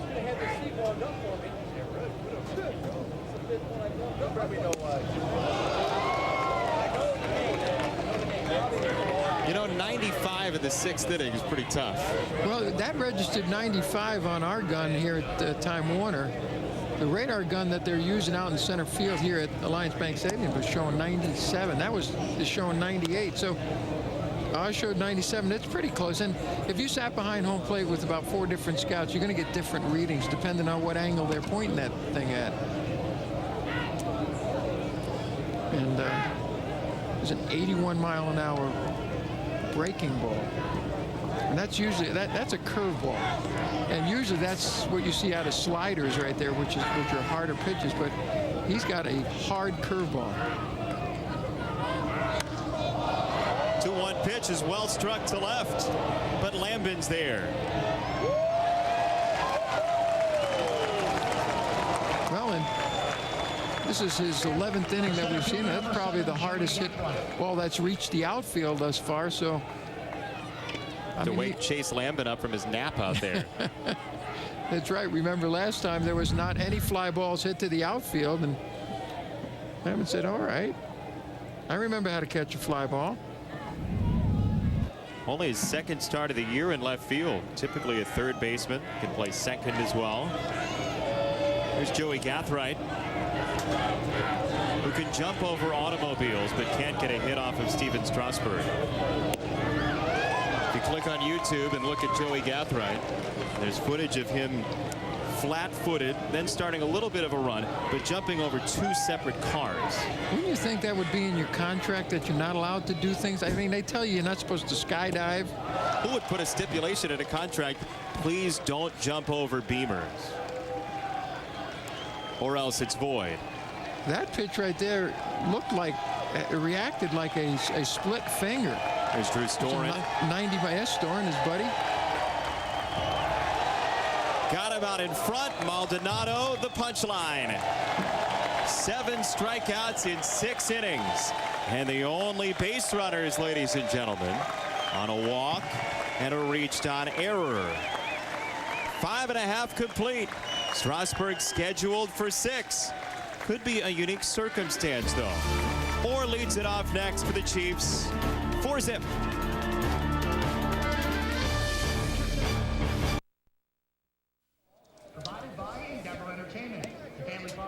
Spectacular night here at Alliance Bank Stadium. That's your look field level as the Chiefs continue their stupendous home record this season. 12-4, and they face a new pitcher.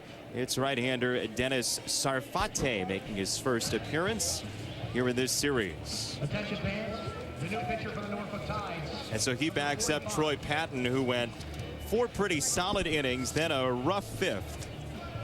He surrendered a grand total of 6 hits in the ballgame, 4 runs all earned, 2 strikeouts, 3 walks.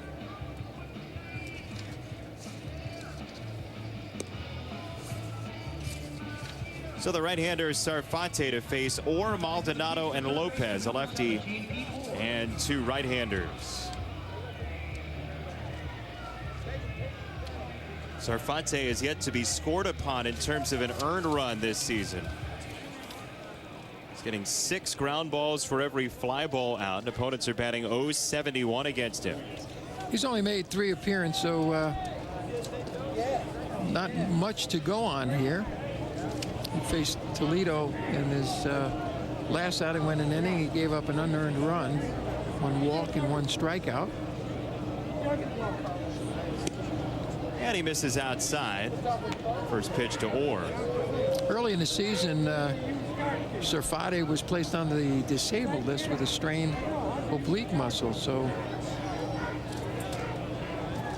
those can take a while to heal too. They have to do with the pitching motion, don't they? I mean, it's an important part of the body for a pitcher with the torque that you put on. We talked about Patton being part of the deal that sent Tejada to the Orioles. Sarfate was also one of the 5 members of the Orioles that went to the Houston Astros. No, the other way around. Went to the O's. Orr is 1 for 2. First time facing a right-hander in this game.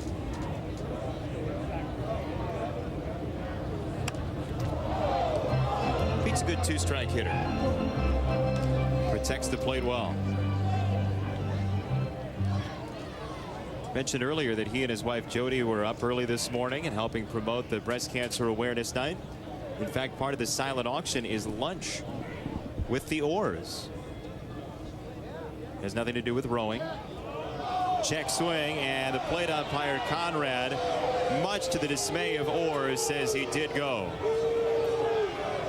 Well, right from the get-go, when that ball hit the dirt, Orr turned right around because the umpire must have said something in addition to throwing up that right arm. Good slow motion shot right there. It's close. Borderline right there, and Orr unfortunately is the loser in that argument. I think what Pete, if I can read lips, I think what he was asking for is simply at least an appeal. I think he said, how can you see that, to the umpire. Maldonado, first pitch hunting.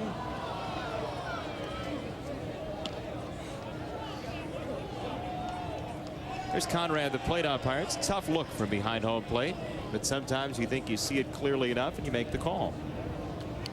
And you do not go to the first base umpire as soon as you make that call so emphatically. And I think Orr's still getting some jawing from the dugout, and looks like Trent Jewett's coming down to try to throw a little interference here before Peter gets thrown out. Orr's still jawing, and I think Conrad had enough, and he says no more. And when that happens, one more peep and you're out. So it looks like Trent Jewett's coming to the aid of Orr and trying to keep him in the lineup here without getting thrown out.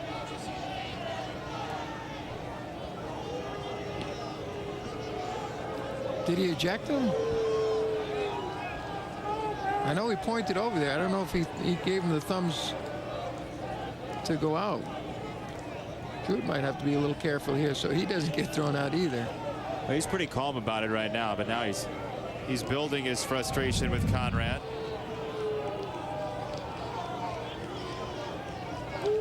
Oh, he just said no more. Yeah, there you go. That's a good umpire right there. I mean, you know, some guys get a little hot too quickly and will eject him. It's depending on what Orr was saying to him. And right there he says enough's enough, and that was it. But it was a good job by Trent Jewett going down and making sure that he didn't hear it anymore. Well, easily you could have seen Conrad snap his mask off and throw him out.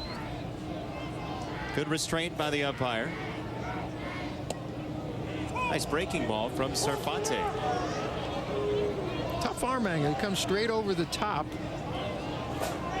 Fastball coming in at about 91 to 93 miles an hour, but that was a good slider right on the outside corner.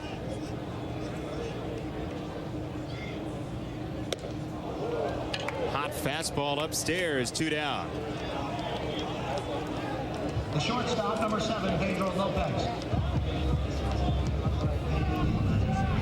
Right here with 2 strikes, you could see we're looking for an outside corner one, but he came with the high heat right there, about letter high to Maldonado.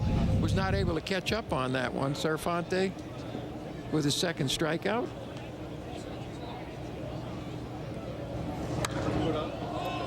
Lopez, a foul ball right field side. How hard is it for a hitter changing the eye level and also getting the hands up in the zone to really catch up to that fastball?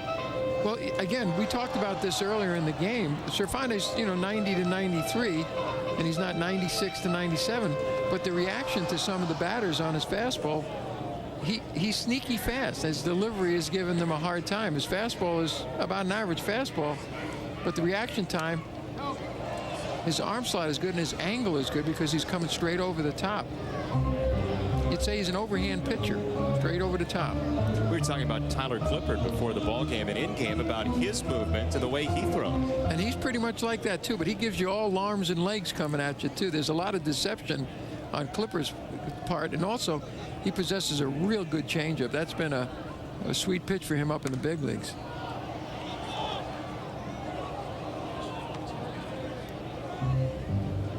Two strikes on Lopez. Chiefs are up 4-0 on a 3-run triple from Josh Weitzel.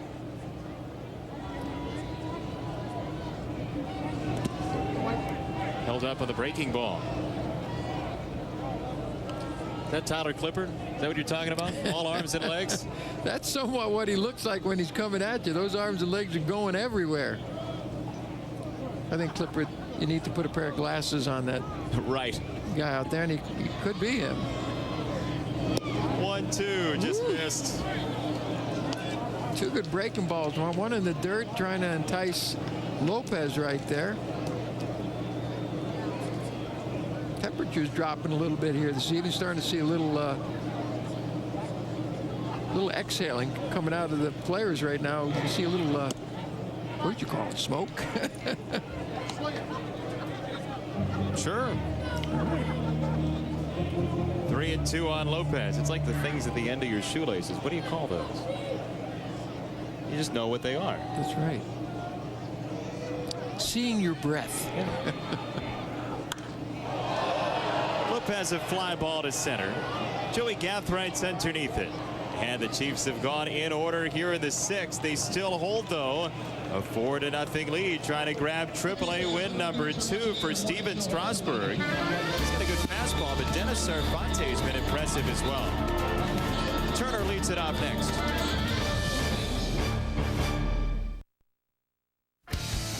Time Warner Cable Sports coverage of Syracuse Chiefs baseball is sponsored by FX Cabrera Chevrolet Buick in Pulaski. Visit fxchevy.com. By the UPS stores of Central New York.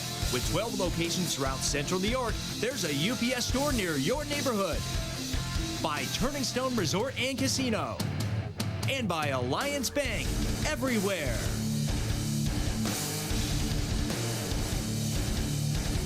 Time Warner Cable, FX Cabrera Chevrolet Buick, and the Syracuse Chiefs present the Triple Play Drive-Away.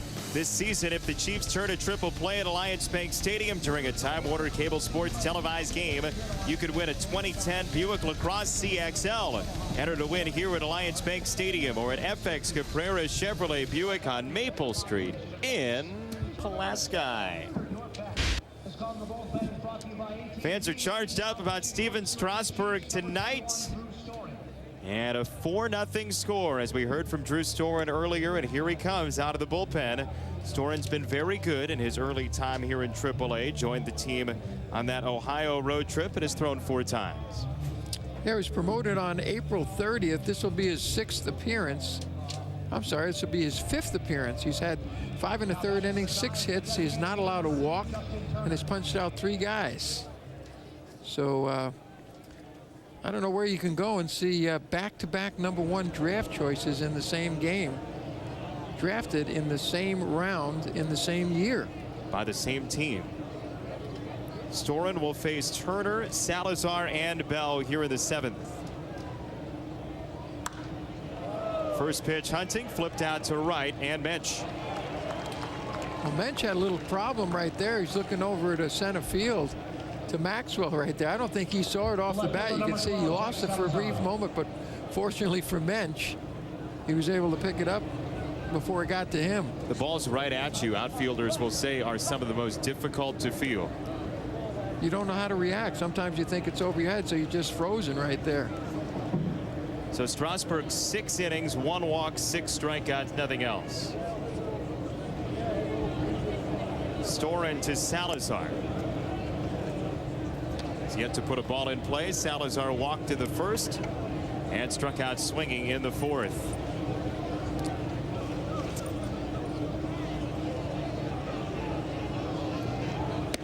'22-year-old right-hander Drew Storen pumps over a fastball strike, and it's 1-1. Right-hander from the Indianapolis area. Says that he grew up an Indianapolis Indians fan. A little strange for him to play in the International League against teams like Columbus and Toledo and Norfolk, teams that he saw growing up against Indianapolis. That last pitch right there, Jason, was a real good breaking ball, which he possesses. He's got an above-average breaking ball, above-average fastball, but he's got a plus-plus curveball, because if he throws that after he gets 2 strikes on it, it's going to be a tough pitch, just like Strasburg, to lay off of that. As a matter of fact, I think Storen's breaking ball has more break to it than Strasburg's. Horizontally or vertically? Vertically, and you know, it's closer to a 12-6 than you see from Strasburg. 2-2 to Salazar. There it is, and just got to get a little feel for it. It's tough when you come out of the pen and you have a big breaking ball like that. Isringhausen was one of the guys that came out of the pen that featured a big breaking ball, and I liken that to the way that Storen is throwing, that he possesses a real good curveball coming out of the pen. Very difficult pitch to have when you come out of the pen and only pitch 1 inning. Well, he lost Salazar there, so a 1-out walk brings up Bell. Why do you see that out of relievers, that they don't have those good curveballs? It's because most of them, guys with that type of talent, are starters? Well, a lot of times, like I said, you don't get enough time to find the feel for it. That's why most of the pitchers you see coming out of the pen have a split finger, a slider, or a good changeup. And I mean, you can look at all the guys that have, you know, the sliders. None are better than Mariano Rivera. And you have Hoffman from San Diego, who's with great changeup. Isringhauser, for years before he hurt himself, had one of the best curveballs coming out of the pen. So, you know, there's one of those 3 pitches, but you don't see a lot of guys with real good curveballs because, again, it's a field pitch, and sometimes it takes an inning or 2 to find it. And if you don't have it, you're in trouble. You don't have a lot of time to make up for it. There's a ground ball through to the right side for the first hit of the day by the Norfolk Tides. 6 1/3 no-hit ball, and finally broken up by Bell here in the 7th. Well, tough act to follow. Drew Storen knows that he doesn't try to equal and be a Strasburg right there, but you know, after the walk right here, he comes in, fastball pretty much right down the middle, and it wasn't struck very well, but it was one of those bounding ball base hits. Just found the hole, and I think Booker's just going to go out there and give him a little talking and calm him down here. So much for the last no-hitter for the Chiefs since June 17th of 2000. It was Leo Estrella who threw a perfect game against Indianapolis. Last combined no-hitter by the Chiefs was August 16, 1986 against Richmond, now defunct. You know, right there, Booker might going out and just calm him down, saying, you know what your job is? To get a double play. You got 1 out, 1st and 2nd. You know, don't let what just happened get in your mind. You know, and that's the job of a pitching coach is, again, to settle things down, take control, make sure the player is focused on what the job task is at hand. And right now the job at hand is 2 more outs. Let's get a ground ball. That's probably the best advice Booker could have gave him. Tell me about coming in after Strasburg as a pitcher with a fastball that doesn't touch 96 or 97. It would seem to me logically that the opposition would think your fastball is a beach ball. Well, this game is a matter of adjustments, and you know, like you said, the hitters have got to make adjustments now that you think it might be more hittable, but you know, a 93, 94 mile an hour fastball is a pretty darn good fastball. I think the important thing is that they profess all the time to stay within yourself. Don't try to throw harder than you can. When you do that, your ball straightens out. Storen's got pretty good stuff. You got to have pretty good stuff to be that type of a pick. 10th overall in the first round of a draft. He's got good stuff, and I think the most important part is just like Strasburg here, is getting your seasoning now to professional baseball. Not going to blow the ball by everybody like you did at college. Still 2 strikes on Moore, who's K'd twice in the ball game, both looking against Strasburg, who went 6 no-hit innings, walked 1, struck out 6, and nobody got farther than first base. Davis was thrown out trying to steal 2nd in the 3rd. I think maybe curveball here. I do. I think right now it'd be a good pitch to throw him off bounds. And like I told you before, he's got a darn good one. So if he can just throw that hammer and get it in a good location and induce the ground ball, his teammates will take care of the rest.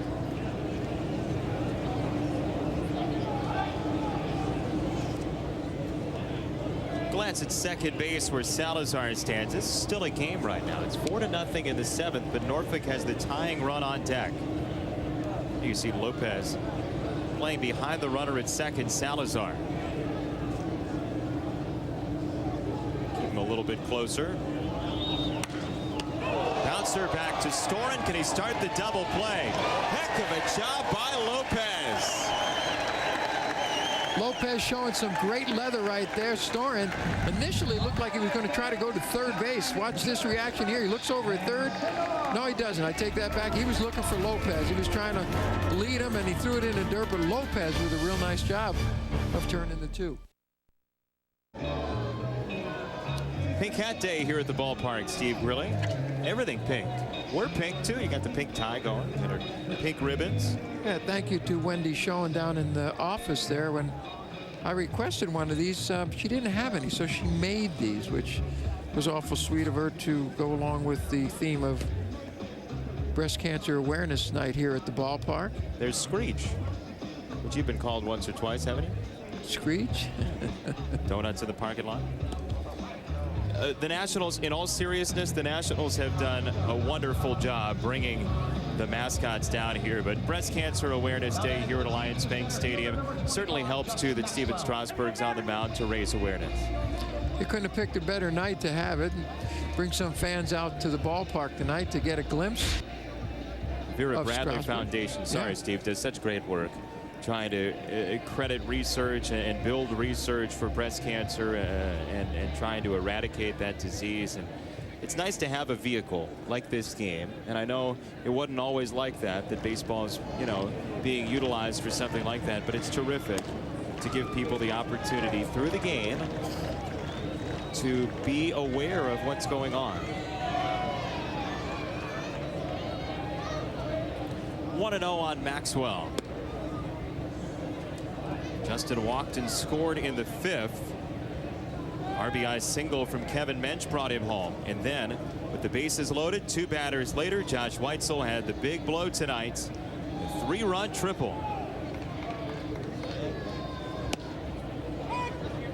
Talked about that fastball from Dennis Sarfate. He continues to use it well on each corner. Good location, and again, great arm angle for that fastball. He gets a good downward motion. There's a breaking ball that he left upstairs, but when he's over the top like that, he's able to get a good downward plane, which makes it a little more difficult for the hitter to hit. 6'4", 220 pounds. 3-2 now. After he finishes his delivery, falls off the first base side. Kind of leaves the center part of the rubber exposed to a ball hit right up the middle. Almost guarantee you that ball that's Storn caught would go up the middle on him because he's nowhere near the middle of the mound. Talked about Maxwell needing to have a better eye at the top of the lineup card. He's walked twice tonight, Steve. And that's important. You know, he's been up in the big leagues, and I'm sure a lot of things are learned once you're up there. And, you know, the longer you're around, he's still young, the more you're going to learn. And when you surround yourself with players of big league caliber and veterans like he has here in Syracuse, you're going to learn. And I think you've got to open up your ears to make sure you know what's going on, and that's what's going to get you to the big leagues and make you stay there. Go to first on Maxwell. You know, when Maxwell first, they called a balk. Plate umpire Conrad with a call. Cervantes called with a balk right that one, and I think it was with his legs. I'm wondering if he became disengaged from the rubber. Let's take a look at this. Yeah. You're supposed to lift that back leg off the rubber before you make that move to first base, and he did not. That was clearly a balk. No argument from Allenson over in the Norfolk dugout. Being a catcher, I'm sure he's aware what a balk is and isn't. Now Lambin with Maxwell at second. Keeps trying to pile on. Mentioned Chase's home run numbers earlier on. 5 of them so far this season, the best on the Chiefs roster. He had 14 back in 2008 in Albuquerque. He was playing in AAA in the PCL. 14's not a bad number, good for 4th, but he was 28 behind the team leader, who was also the leader of minor league baseball, Dallas McPherson, who's bounced around the Angels and the Athletics. Now he's playing AAA in Sacramento with the Athletics organization. But Lambin's played with some big boppers. He's in the Mets system with David Wright. Held up there, and it's 1-2. And with 2 strikes, that's a difficult pitch to lay off. Cervantes right there with 2 strikes going upstairs. He possesses a good hard fastball. And a nice job by Lambin to hold up.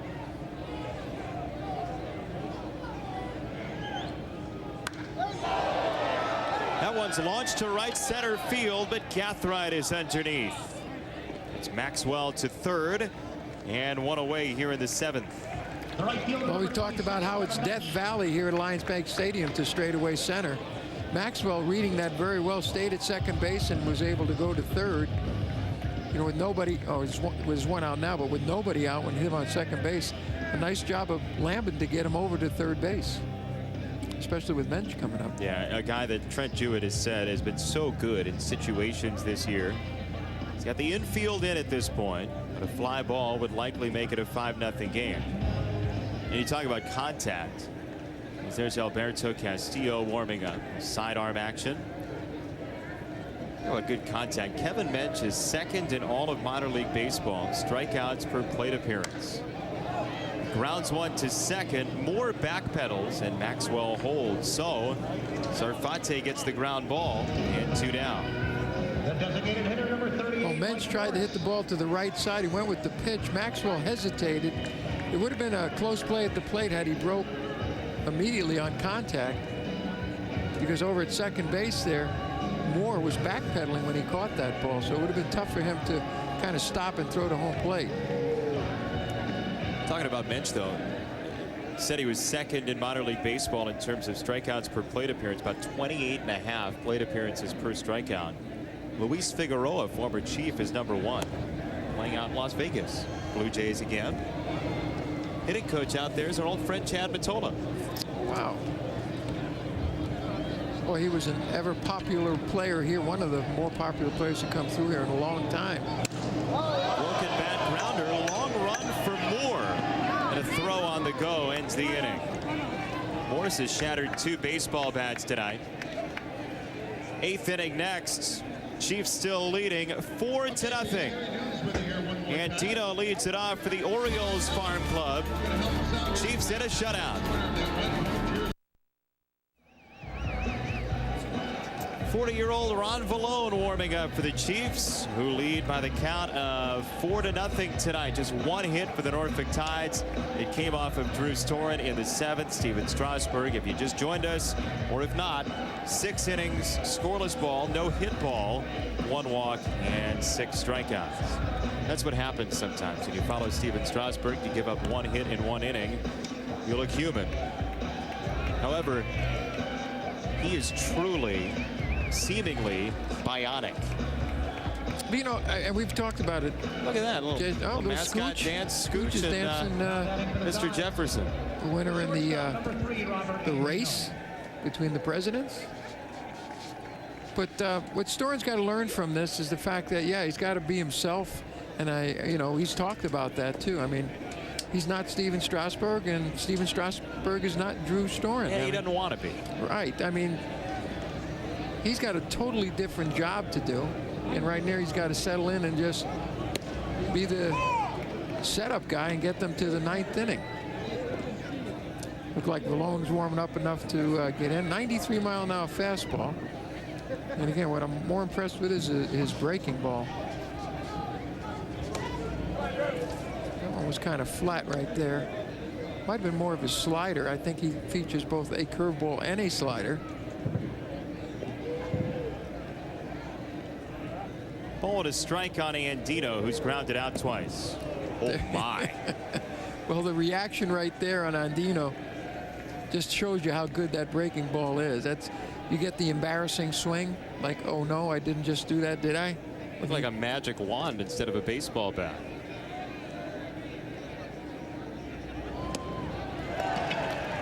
That's his bread and butter right there. That's the pitch that makes him stand out above the rest right there. An excellent breaking ball, and he gets that fastball, and his location as he climbs the ladder gets better. He is going to be lights out just like that right there. That's a near impossible pitch to hit.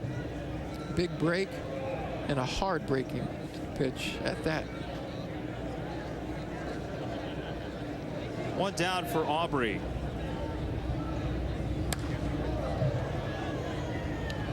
Only hit in the ball game was Josh Bell's single in the 7th. What did Storen do right after that? He got a double play ground ball and ended the inning.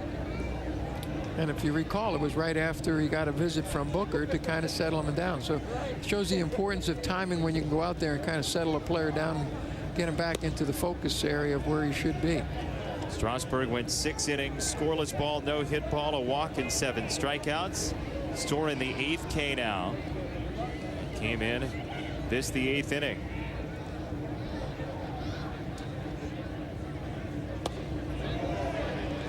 That breaking ball really is ruthless, isn't it? To the left-handed batter even. Well, I think this team, Norfolk Tides, are going to be sick of seeing those breaking balls coming out of both Storen and Strasburg's hands tonight, because both of them are featuring big league stuff right here tonight. And you got to remember, these guys are one season out of college baseball, and they're performing at this level at AAA with, you know, guys that are just one step away from the big league. So they're doing a crash course in getting themselves ready for their big league debuts, which both of them are going to see here shortly. I would think so. Nationals obviously having great success at this point, but there's always room for more talent up in the major leagues. Well, we keep talking about the Nationals and how they've set themselves up to be competitive in the big leagues, but look at what they've got down here, a wealth of talent. And if they need somebody, they can dip down here and get the likes of a Pete Orr or a Bernardina. Kevin Mensch. Chase Lambert. Yeah, you can just keep going on and on. Very well-rounded ball club here in Syracuse this year. Fouled away by Aubrey.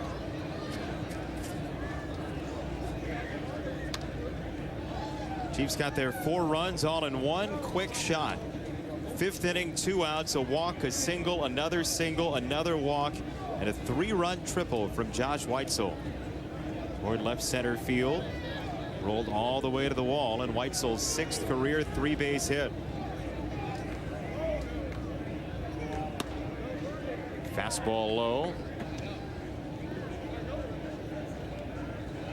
You know, his velocity has increased from last inning, and you know, on cool nights like it is tonight, a lot of times it does take you an inning or two to get yourself loose and really warmed up. And it looks like he's featuring that 93 to 95 mile an hour fastball here in the 2nd inning of work for him. Both he and Strasburg look effortless on the mound, don't they? They do, and I think that's, you know, to say you have a sneaky fastball when it's topping out at 97, 98, 95, 94, that's not sneaky. That's the real deal.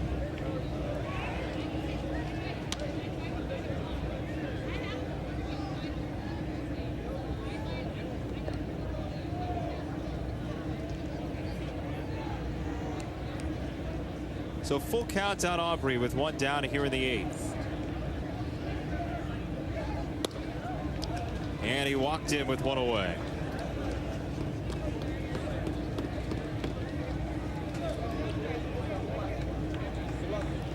It looks like Trent Jude out to the mound already made the gesture to the bullpen, and Ron Falone will be coming in to relieve Storen. And I'm sure they're watching his pitch counts too to just make sure, as a setup man, he doesn't get over the amount of pitches they want to see him throw yet.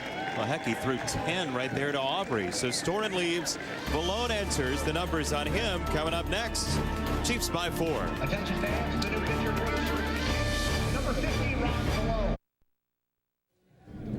Today's play of the game brought to you by your neighborhood UPS stores with 12 locations throughout Central New York. Your local UPS store is your one-stop shop for all your packaging and shipping needs. The reaction from Storen and the dig by Lopez.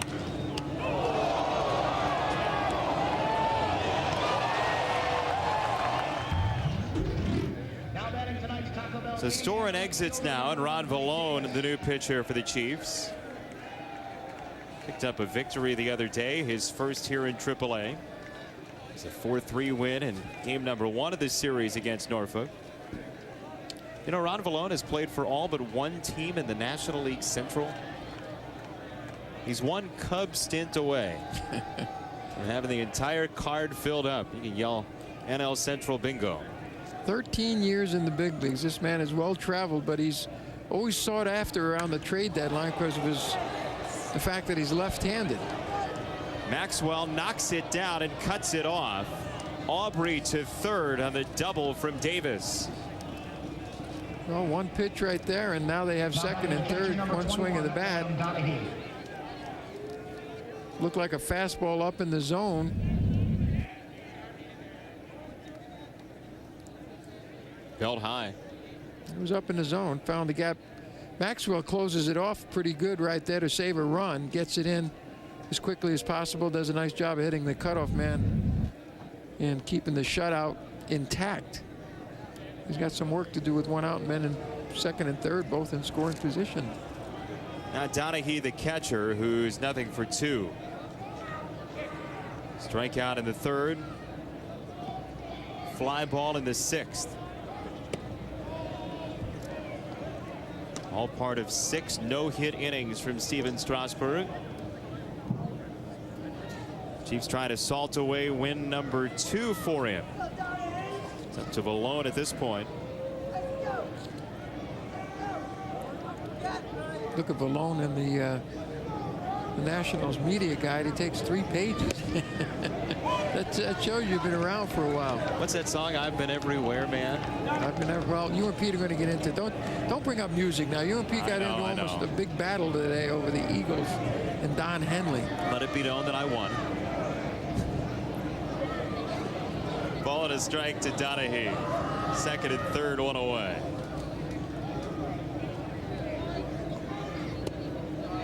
Tried the inside and missed.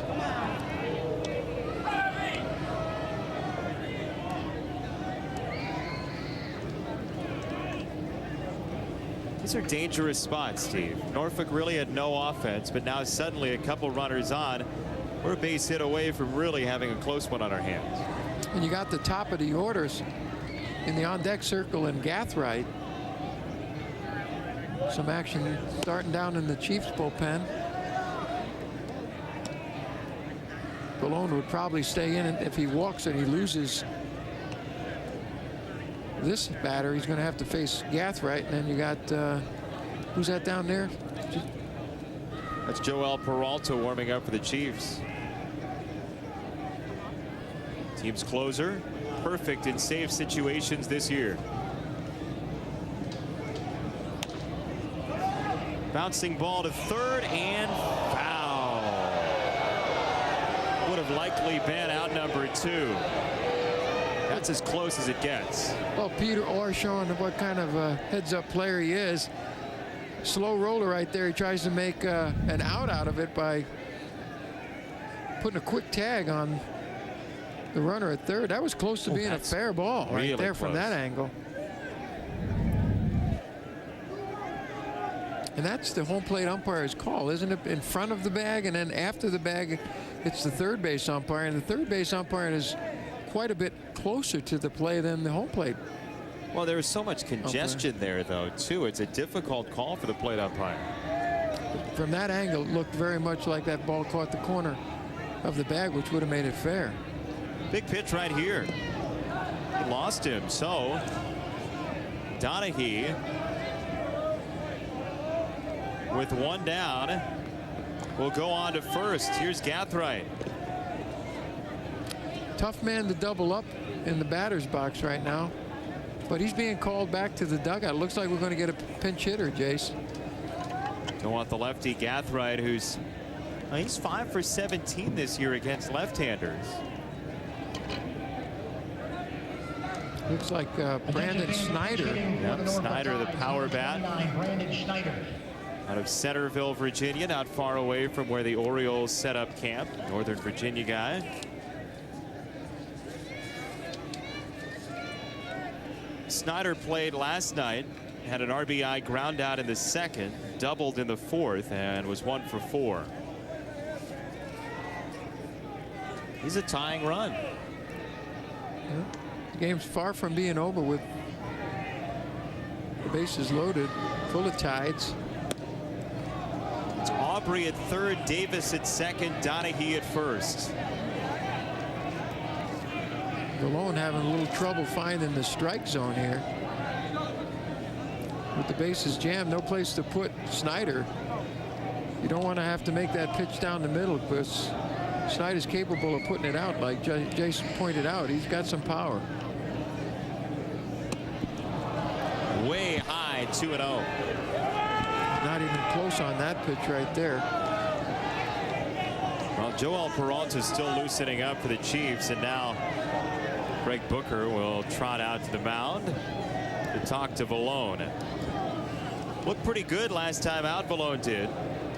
He went 1 inning, surrendered 1 hit, but got 2 groundouts and a fly ball out, and the Tides really couldn't touch him. He's having a little trouble finding the strike zone right now, and I think Booker's out there to give Peralta a little more time to get loosened up. With that little visit right now, I think that's giving Peralta enough time. He's ready to come in at any time right now. Turner, the right-hander's next, then the battery of lefties. Salazar, skip him after that, a switch hitter Bell, and then Moore, another left-hand bat. Problem is, if he's not going to throw strikes, doesn't matter if it's lefty-lefty. That's off the corner away, 3-0. Now what do you do if you're Snyder? You take all the way? Yeah, I think you definitely take. I think the odds are in your favor right now. You don't want to swing at a bad pitch and stop a runner and keeping the bases loaded from scoring. There it is. We're in the Bronx here. Well, you know, Ron Valone's been around for a long time, so this situation is not bothersome to him, I don't think. I mean, he's a veteran, very capable of coming all the way back. Called strike 2. Snyder yanked back by the plate umpire, and he's not going to be happy with John Conrad.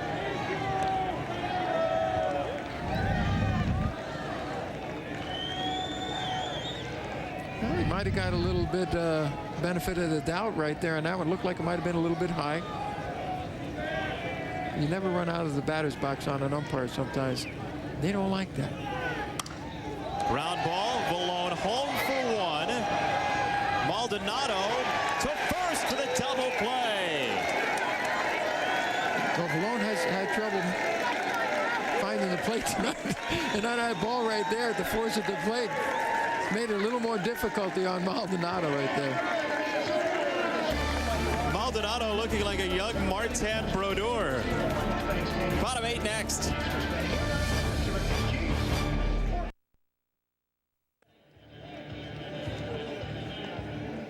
Gotta eat, right?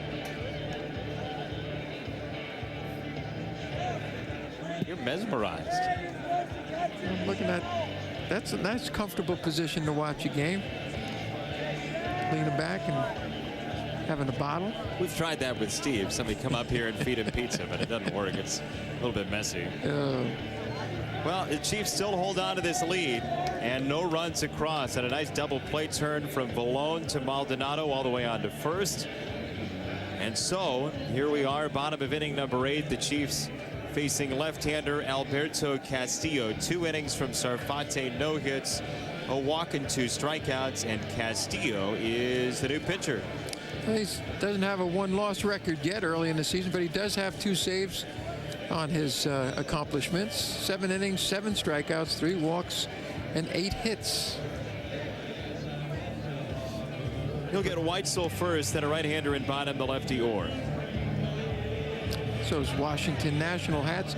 You're going to start seeing a lot more of those popping up the way they're playing up there in that tough Eastern Division. Chiefs, the first baseman, number 23, Josh Weitzel. And I don't know if that's from this afternoon's game, but they won 6-4. I don't see the second one coming up, but they're playing now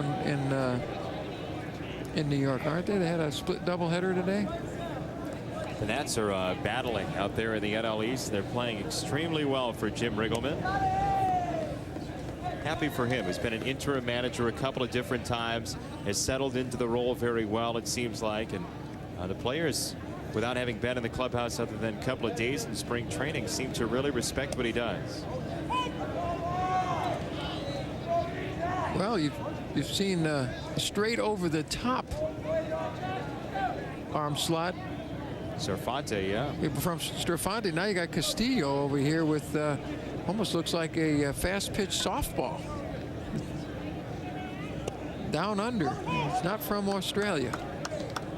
Ball and 2 strikes on Weitzel now, who had that 3-run triple in the 5th inning, just his 6th career 3-base hit. Had 1 last year playing in Reno.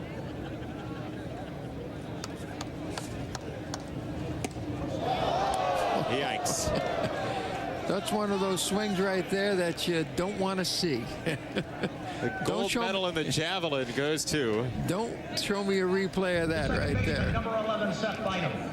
Tough arm slot to pick up from the left side. Way outside, and Weitzel does everything to try to stay alive, but bat leaves the hands. That's being fooled by a pitch right there. Well, the 3-run triple should soothe the damage for Weitzel there. I'm sure he'll take one of those for a triple every 2 at-bats. First one inside to Bynum. That's an Indiana guy. I was chatting him up a little bit before the game about this whole Big Ten expansion thing that we're hearing about. He said he hadn't even heard that Syracuse might be a possibility. Heck of a grab by Bell, who's made 2 of those tonight. That'd be another. I'll have a pill to swallow. How long have they been in the Big East? And all of a sudden.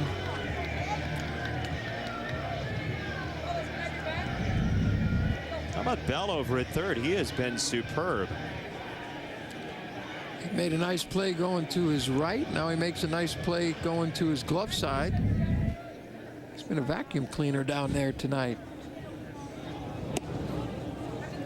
Pitch inside with an accessory of a base hit to break up the no-hitter. The only hit, well, the first hit I should say, and then the double for Davis in the 8th. I'll tell you what's making Castillo so hard to hit from the left side, as you saw there by Orr, is he's kind of got like a wrist flick of the ball. That ball jumps out of his hand. Doesn't look like it's going to come in. But he's got a nice little flick of his wrist.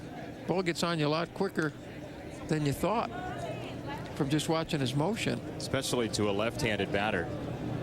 He's coming from way over on the first base side. Very deceptive on the left-hander. Very tough to pick up the ball.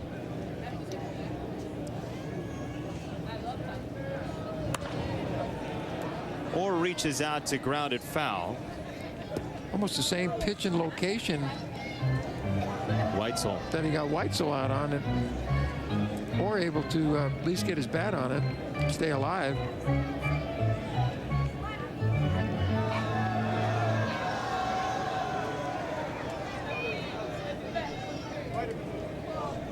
Looks like he's coming back with it again.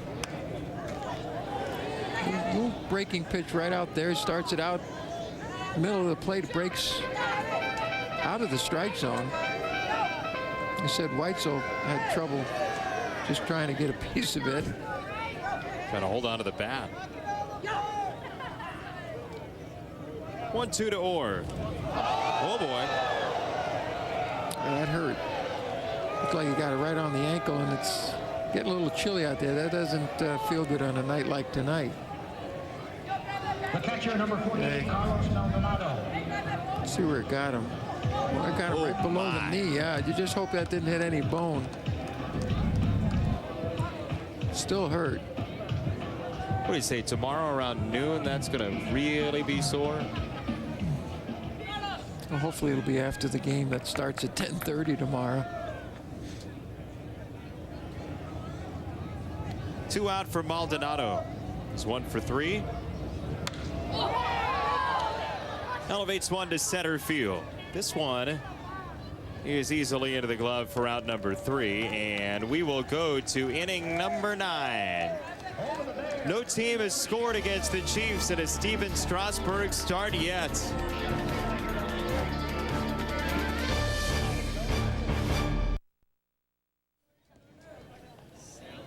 Here we are, Alliance Bank Stadium with Steve Grilly, Jason Benetti, the third member of our broadcast team, Amy Johnson, will check in with us post-game for our Player of the Game presented by Nice and Easy Grocery Shops.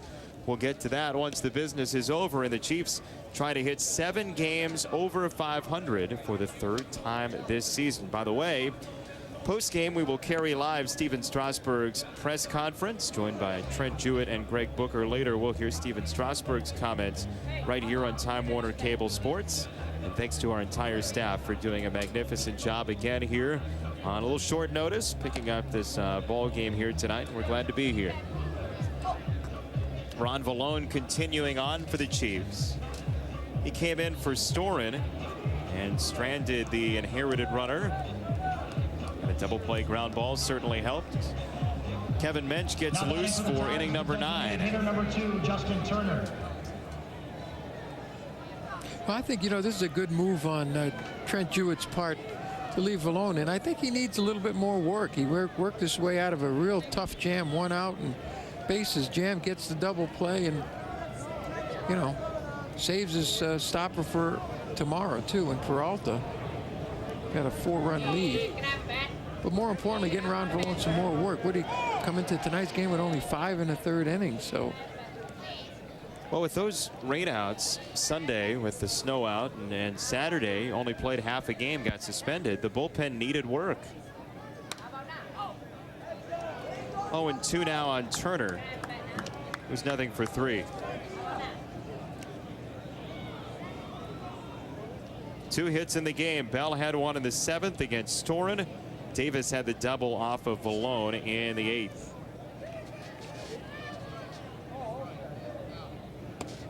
Well high, 1 ball, 2 strikes. Ron Valone actually inducted a couple of years ago into the UMass Athletics Hall of Fame. Up in Amherst, said he couldn't go, but did a nice little taped acceptance. High, and he held up. Good call right there from Carapazzi. Am I saying it right? Carapazza. Carapazza. You added the I that you and I have in common. 2-2 on Turner. Well, Valone goes 0-2, and now he works the count to 3-2. And again, that's been his problem tonight, is just his location, and I think that's why he's seeing a little more action than maybe normally would. He's trying to get some work in here. Attaboy. Fly ball lightly hit to right center field, and Justin Maxwell coming on.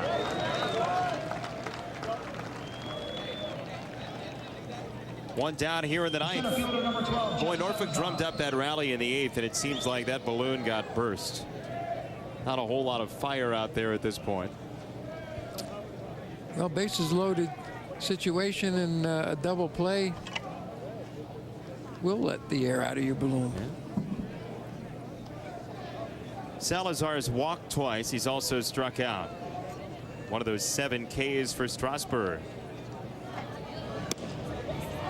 There's a strike, upper portion of the zone. That was the call Valone got against Snyder in the 8th. It's 3-1 count. Snyder didn't like it. Then he wrapped into a double play.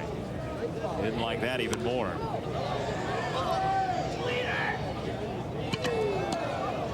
He's had trouble locating his fastball. He goes 0-2 right away on Salazar.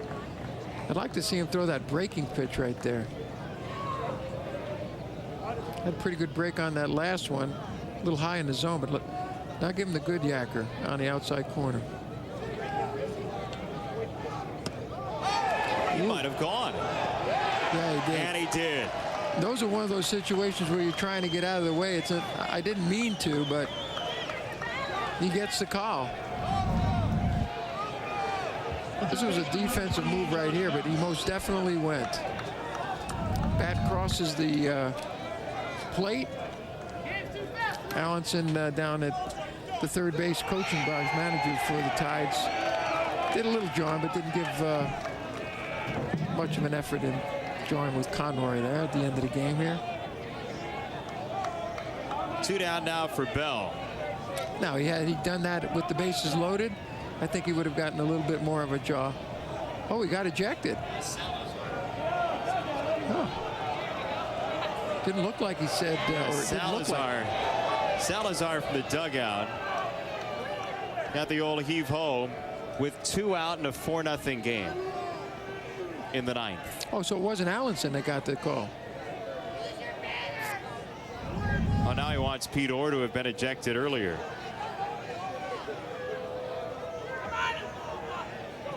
Yeah, he had enough. Go grab a bite to eat with the presidents.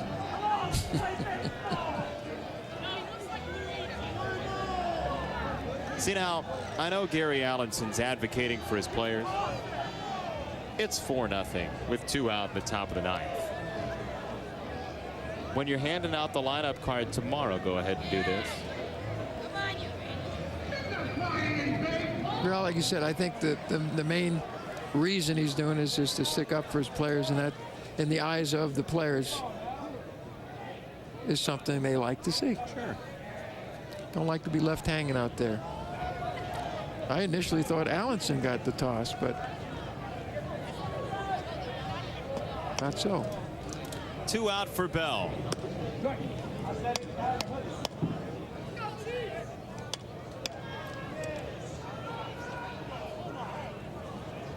Time called now.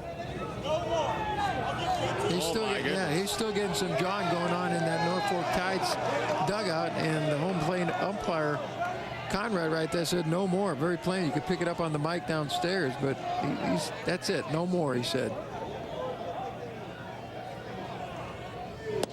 On some level, what's he going to do? You've grounded the sun. You've taken away the car. You've taken away the television set. You can't go out and see your friends. What else can he do?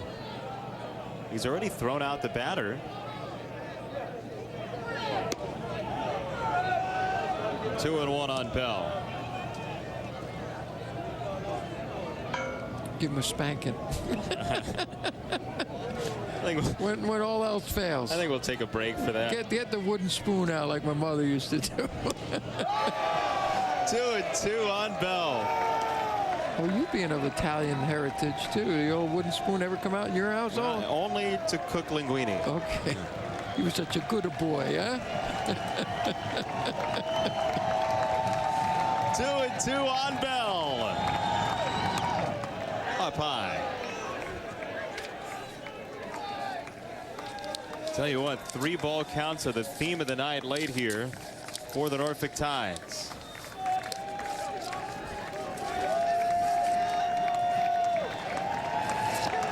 Will this be the final pitch? Yes, sir. Valone finishes it off. Strikeout number 10, and Strasburg is 2-0 here in Syracuse. 6 no-hit innings, and Valone with a torpedo to finish the deal.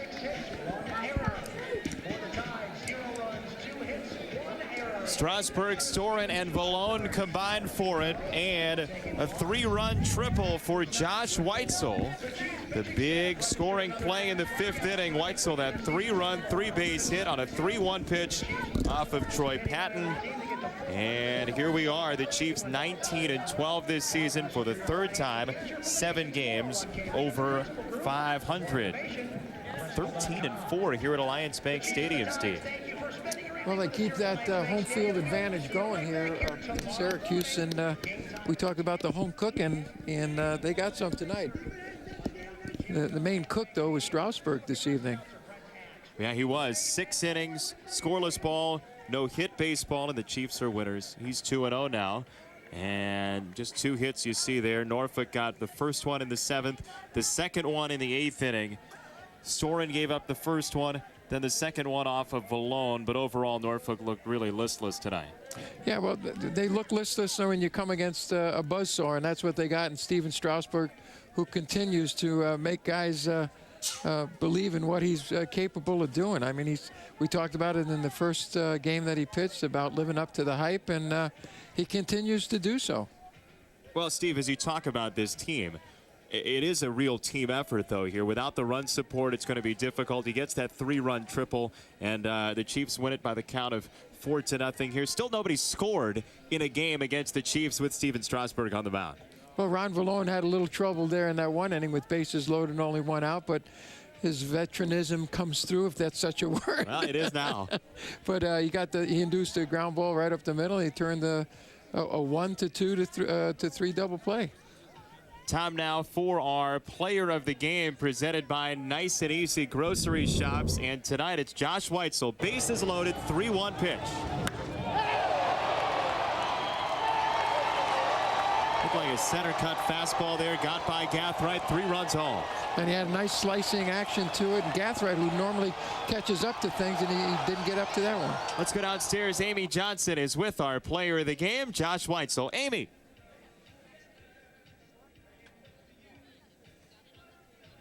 What were you looking for?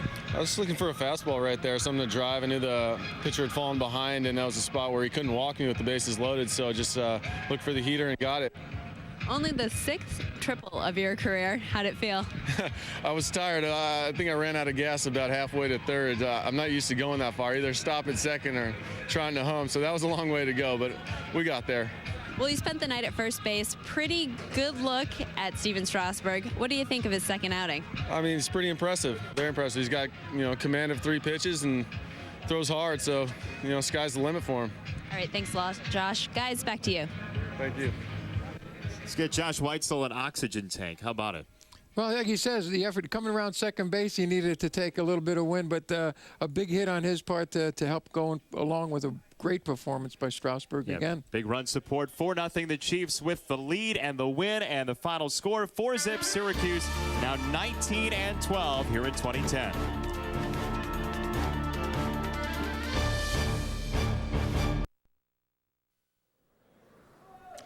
4-0 Chiefs winners here tonight at Alliance Bank Stadium, which is cleared out but was pretty well packed early on. Stephen Strasburg threw another gem, 6 innings, no hit baseball. He struck out 70, walked just 1, and he's now 2-0 here in AAA. Impressive as the first time? Yeah, I'd say he was just as impressive. I think is most impressive about him is just how much he's a pitcher. He's not just a thrower. I mean, when you got that kind of stuff, you're ranging from 96 to 99 miles an hour and touching 100. He knows how to pitch. I mean, when you're given that kind of arsenal and know how to use it at such a young age, I'm really impressed with that. The variety of pitches was more impressive here tonight, too. Used the curveball quite a bit. The curveball was the feature from his repertoire tonight, and also his changeup. I don't think I remember seeing it thrown in the first outing, but tonight he threw a couple of changeups that were really, really good.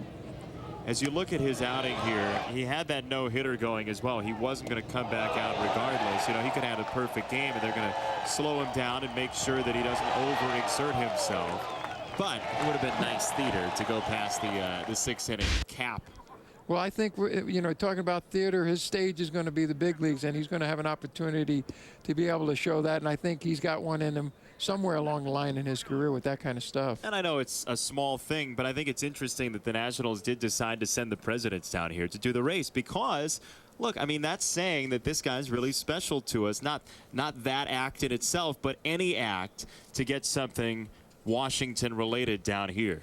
Well, I think, just it goes with the theme of how the Nationals have been as far as our mother team, as they say. And they're doing everything they can to make the affiliation with Syracuse a good one, and their efforts are showing through with doing stuff like that. A lot of that goes down to veteran leadership as well. Chase Lambert on a 10-game hit streak after tonight. Well, you can't forget about the rest of the team. I know we've been wearing out the fact that the electricity that Strasburg has caused here, but the Orrs and the Weitzels and the Menches, Bynums, all these guys are doing great jobs here, and as people that see them on an everyday basis, we know what we've got. We're hoping that the fans come on out and take a look at what we've got here this year. Well, you talk about Kevin Mench, a guy that had a great career with the Texas Rangers organization. He's hit the ball well here, too. Well, he's been a complete hitter. We know he's got power because he showed numbers in Texas, but just what kind of power he possesses. But he's been a leader on this team in the middle of that lineup, and his RBI total just keeps climbing. That was his RBI single in the 5th inning, and now we're taking a look at everything else around the International League. Buffalo did edge Louisville here tonight, so the Chiefs still maintain that lead over the Bisons as they came into today. Buffalo stood 2 games back in the North Division, and now Rochester struggling mightily there. Now 13-20 after the loss to Indianapolis today. But it's going to be a close race in the Northern Division because Scranton Wilkes-Barre's played some good baseball. Right now playing a very tough Columbus team, though. Yeah, and like you said, we've got players here that can fit into the puzzles of upstairs, but it seems like this organization has been fitting us with players that are going to keep us right in the running throughout this whole year. We saw the Gwinnett Braves a couple of days ago on our broadcast. Pawtucket shut out the G Braves, and the Chiefs will go to McCoy Stadium to take on Pawtucket starting on Friday. Nice little quaint place to watch a game. Yeah, it is, and I think Strasburg's got a start over there. The buzz from Steve Hyder and Dan Hort, our cohorts over there doing the broadcasting for them, are excited to see him. Well, everybody's excited to see Stephen Strasburg. 9 picks later in the draft, they got a guy in Drew Storen who's really been terrific. Well, he's been excellent right there. Good feed to the second baseman to get out of a jam. Impressive with his breaking ball. He's got I think, a breaking ball as good or maybe even better than Strasburg's, and that's saying something. As you talk about Storin, though, that's a guy that came out of Stanford, first-round pick, very intelligent guy, 22 years old, so they're going to grow together. Coming up tomorrow, 10:30 in the morning, waffles and wind-up, Steve. Chiefs of the Norfolk Tides here from Alliance Bank Stadium. Brandon Irby, who leads minor league baseball, is tied for the lead in losses. Chiefs take their swings against him and Andrew Cowan for Syracuse. Instead of getting hot dogs tomorrow, we're going to get breakfast burritos? I think so. So we'll see how that goes. Chiefs trying to complete 3-1 series against the Norfolk Tides. They took it to the Gwinnett Braves in the first 2 games of that series as well. 13-4 here at home. That's nice for the Chiefs to have in their back pocket as they finish up this month of May and continue on toward a North Division championship. Well, you got one more tomorrow. It'd be nice to improve to 14-4 at home. And again, they're doing it in front of some people that are starting to come out to the ballpark. Well, Steven Strasburg raises awareness for a lot of different things, and so he gets the victory here tonight. 2-0. 2-0 is his record now here in Syracuse at AAA. Coming up next, we will hear from Steven Strasburg in his post-game press conference from here at Alliance Bank Stadium. Chiefs are winners 4-0.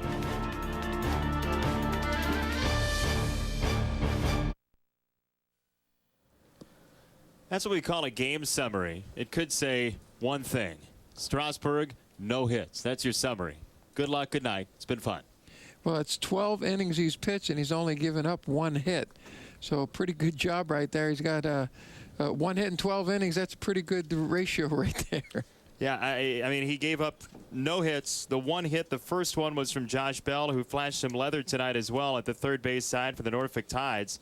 They struggled a little bit defensively in this series, but Bell has looked pretty good and had that single in the 7th inning.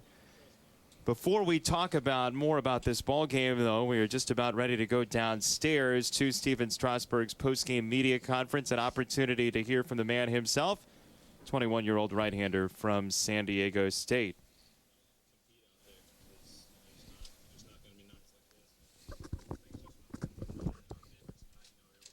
Some timely hitting. We were able to get enough, to keep a W in the win column.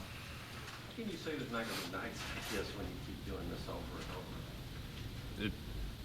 and over? It's baseball. It's a game based on failure. You look at hitters that are in the Hall of Fame. They get 3 hits in every 10 at bats. So those other 7 times, they get out. So you can't. I'm not gonna expect stuff like this every single time. I'm just gonna keep working hard, stick with the program in between, and hopefully I can go out there and keep the team in the ball game next time around.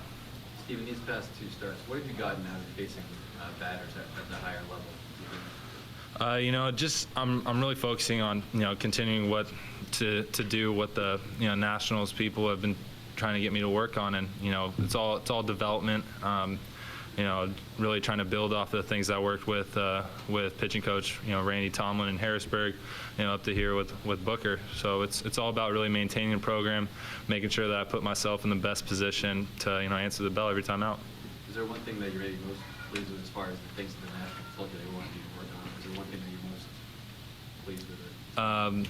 No, it's the things that they've told me, it makes 100%, it's obvious, and it's really helping me become a better pitcher all around. There's a few things in my game especially that I need to work on to improve as a ball player. That's hopefully I can carry on for a long career. But it's great to have these baseball minds, to be able to pick their brains every single day and really just listen to the things that they have to say, because they've been through this. Every single one of them have, so I'm trying to learn from them. Steven, you at that era, I think it was the 3rd or 4th inning, and then after they caught stealing, you struck 2 guys out. You change your approach at all after a misplay like that when an unearned runs in a tight game or especially tough blow? No. Just talk about your approach and that kind of situation. No, I don't try and change anything. When you try and do a little bit more when those type of things happen, you tend to get yourself into more trouble. You really just got to, that's kind of all in the past. Focus on the next pitch, just keep moving forward. Steven, look at where you've gone. Pretty much, people are impressed. People in this room, are you impressed so far with what you've done? No, you know, I'm still not where I want to be. You know, I'm still hungry. You know, I'm starting to smell it a little bit, and you know, hopefully I can get there soon. But you know, as of right now, you know, I'm getting ready for my next start. Steve, what do you mean you're not where you want to be? Are you talking about in the majors, or are you talking about where you pitch? I don't want to be in AAA the rest of my career. You know. I mean, are you talking about what you're doing as a pitcher, or are you talking about where you are with your career? Both. You know, I mean, you know, I still have things to work on. I'm always going to have things to work on. And, you know, that's the great thing about this game is that, you know, it being a game based on failure is that you can never really be perfect. And it's always great to really strive for that. Is it hard to leave a game with a no-hitter going? You know, I don't know. You know, I know they have a plan for me. You know, I was really going out there, and I was just happy enough to, you know, come out with the lead. And, you know, we got a dynamite bullpen here, and you know, they shut the door. Steve, not like tonight where it's 40 degrees or whatever outside. How much does that affect you as a pitcher going out there? You know, when you have the adrenaline going out there, you really don't feel it too much. You know, I feel the cold the most when I'm sitting on the bench, not really doing anything. But you know, I've pitched in this kind of weather, you know, for 3 years at San Diego State. You know, being in the Mountain West Conference, I'm kind of used to it by now. What about in terms of Storm coming in for you at the end of the game? Is that kind of something you see as maybe like a future you 1-2 with him maybe in nationals and maybe? Oh, absolutely. You know, and I'm not the only one who wants to see that. And you know, he's a great kid. He's a bulldog out there, and he's just got some tremendous stuff. And you know, hopefully, you know, we can keep on pushing each other to get better. So you've talked a lot about kind of living in the now and sort of just thinking about what's going on now. Is that getting harder and harder to do as you get kind of closer to? Yeah, at times, you know, because you know now that I've been able to make it to AAA, you know, right below the big leagues, you know, I really want to keep working hard. You know, I don't want to leave anything for chance. You know, I want to earn a spot up there someday, and you know, it's nice to have some success so far your first year, but you know, can't take anything for granted. You got to keep working out there because this game's going to humble you in a second. Time for a few more questions. Steve, you've had essentially the same line when there's been a DH and when you had the bat. Obviously, when you go to Washington, you're going to have the bat. Is there something that keeps you looser being in the game, like with that long 4-run inning that they had today? Would that maybe, if you were batting, would have kept you? Yeah, perhaps. You know, I can't really tell you. All I can say is when I'm hitting in the game, you know, you kind of feel more involved. You know, it's nice to just step up there and get in the box and kind of, you know, take your mind away from just pitching. And, you know, especially when things are going good, you know, sometimes that's good, but especially when they're going bad, you know, when you go out there and have to step in the box and try and get a knock or get a bunt down, you know, just that split second, you know, it really helps you kind of gather your thoughts. Do you have a lot of input in the plan that you, in the past, you ever won here? You know, right now, you know, I'm worrying about what I can control, and you know, that's the work I have to put in between starts and going out there and pitching. In the past, say, month or so, what's the most challenge you've been through? As far as or you know, just as far as baseball, but like either during a game or during a bullpen session, what's sort of the most you felt like this is hard or not? You know, I've never thought things were too hard. I've never thought things were too easy. You know, you got to go at it. You know, with especially in this game with the professional attitude, and you know, you got to really manage the highs and the lows because they're going to be there at some point in your career. And you know, I'm really just trying to, you know, work on and improve my game, and at the same time, you know, helping this Chiefs team win some games. Last question. Steve, I know that you know about the limits and the pitch counts and everything. Do your teammates, are they aware of that? Like in the 6th inning or right around the 5th, were they starting to not talk to you because you had a no-hitter going, or were they aware of it? You know. Well, yeah, that's, you know, unwritten baseball rule basically. But you know, we're out there trying to scrap for the most part. You know, Patton, you know, really kept his team in the ball game there, and you know, we were able to get that one inning where we really broke through. But you know, other than that, we were really trying to work out there as a team. You know, stay in the ball game. All right, thanks everybody. Locker room's open. Trent Jewett is in his office. Well, he said it didn't seem too easy, but it looked too easy. 80 pitches, 55 strikes, no hit ball in 6 innings tonight. The Chiefs are winners. 4-zip.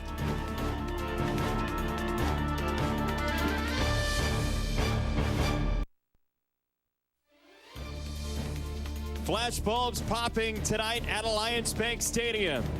Mitts popping as well. Steven Strasburg, 7 strikeouts, 6 innings, no hit baseball. Despite a game effort from the Tides in the field, Strasburg picked up his second AAA victory. And the Chiefs were winners by the count of 4-0. They're 19-12. Tides are 15-19. For our entire crew, for Steve Grilly, I'm Jason Benetti, saying goodnight from Alliance Bank Stadium. Steven Strasburg, another gem on the north side of Syracuse. Join us next time on Time Warner Cable Sports.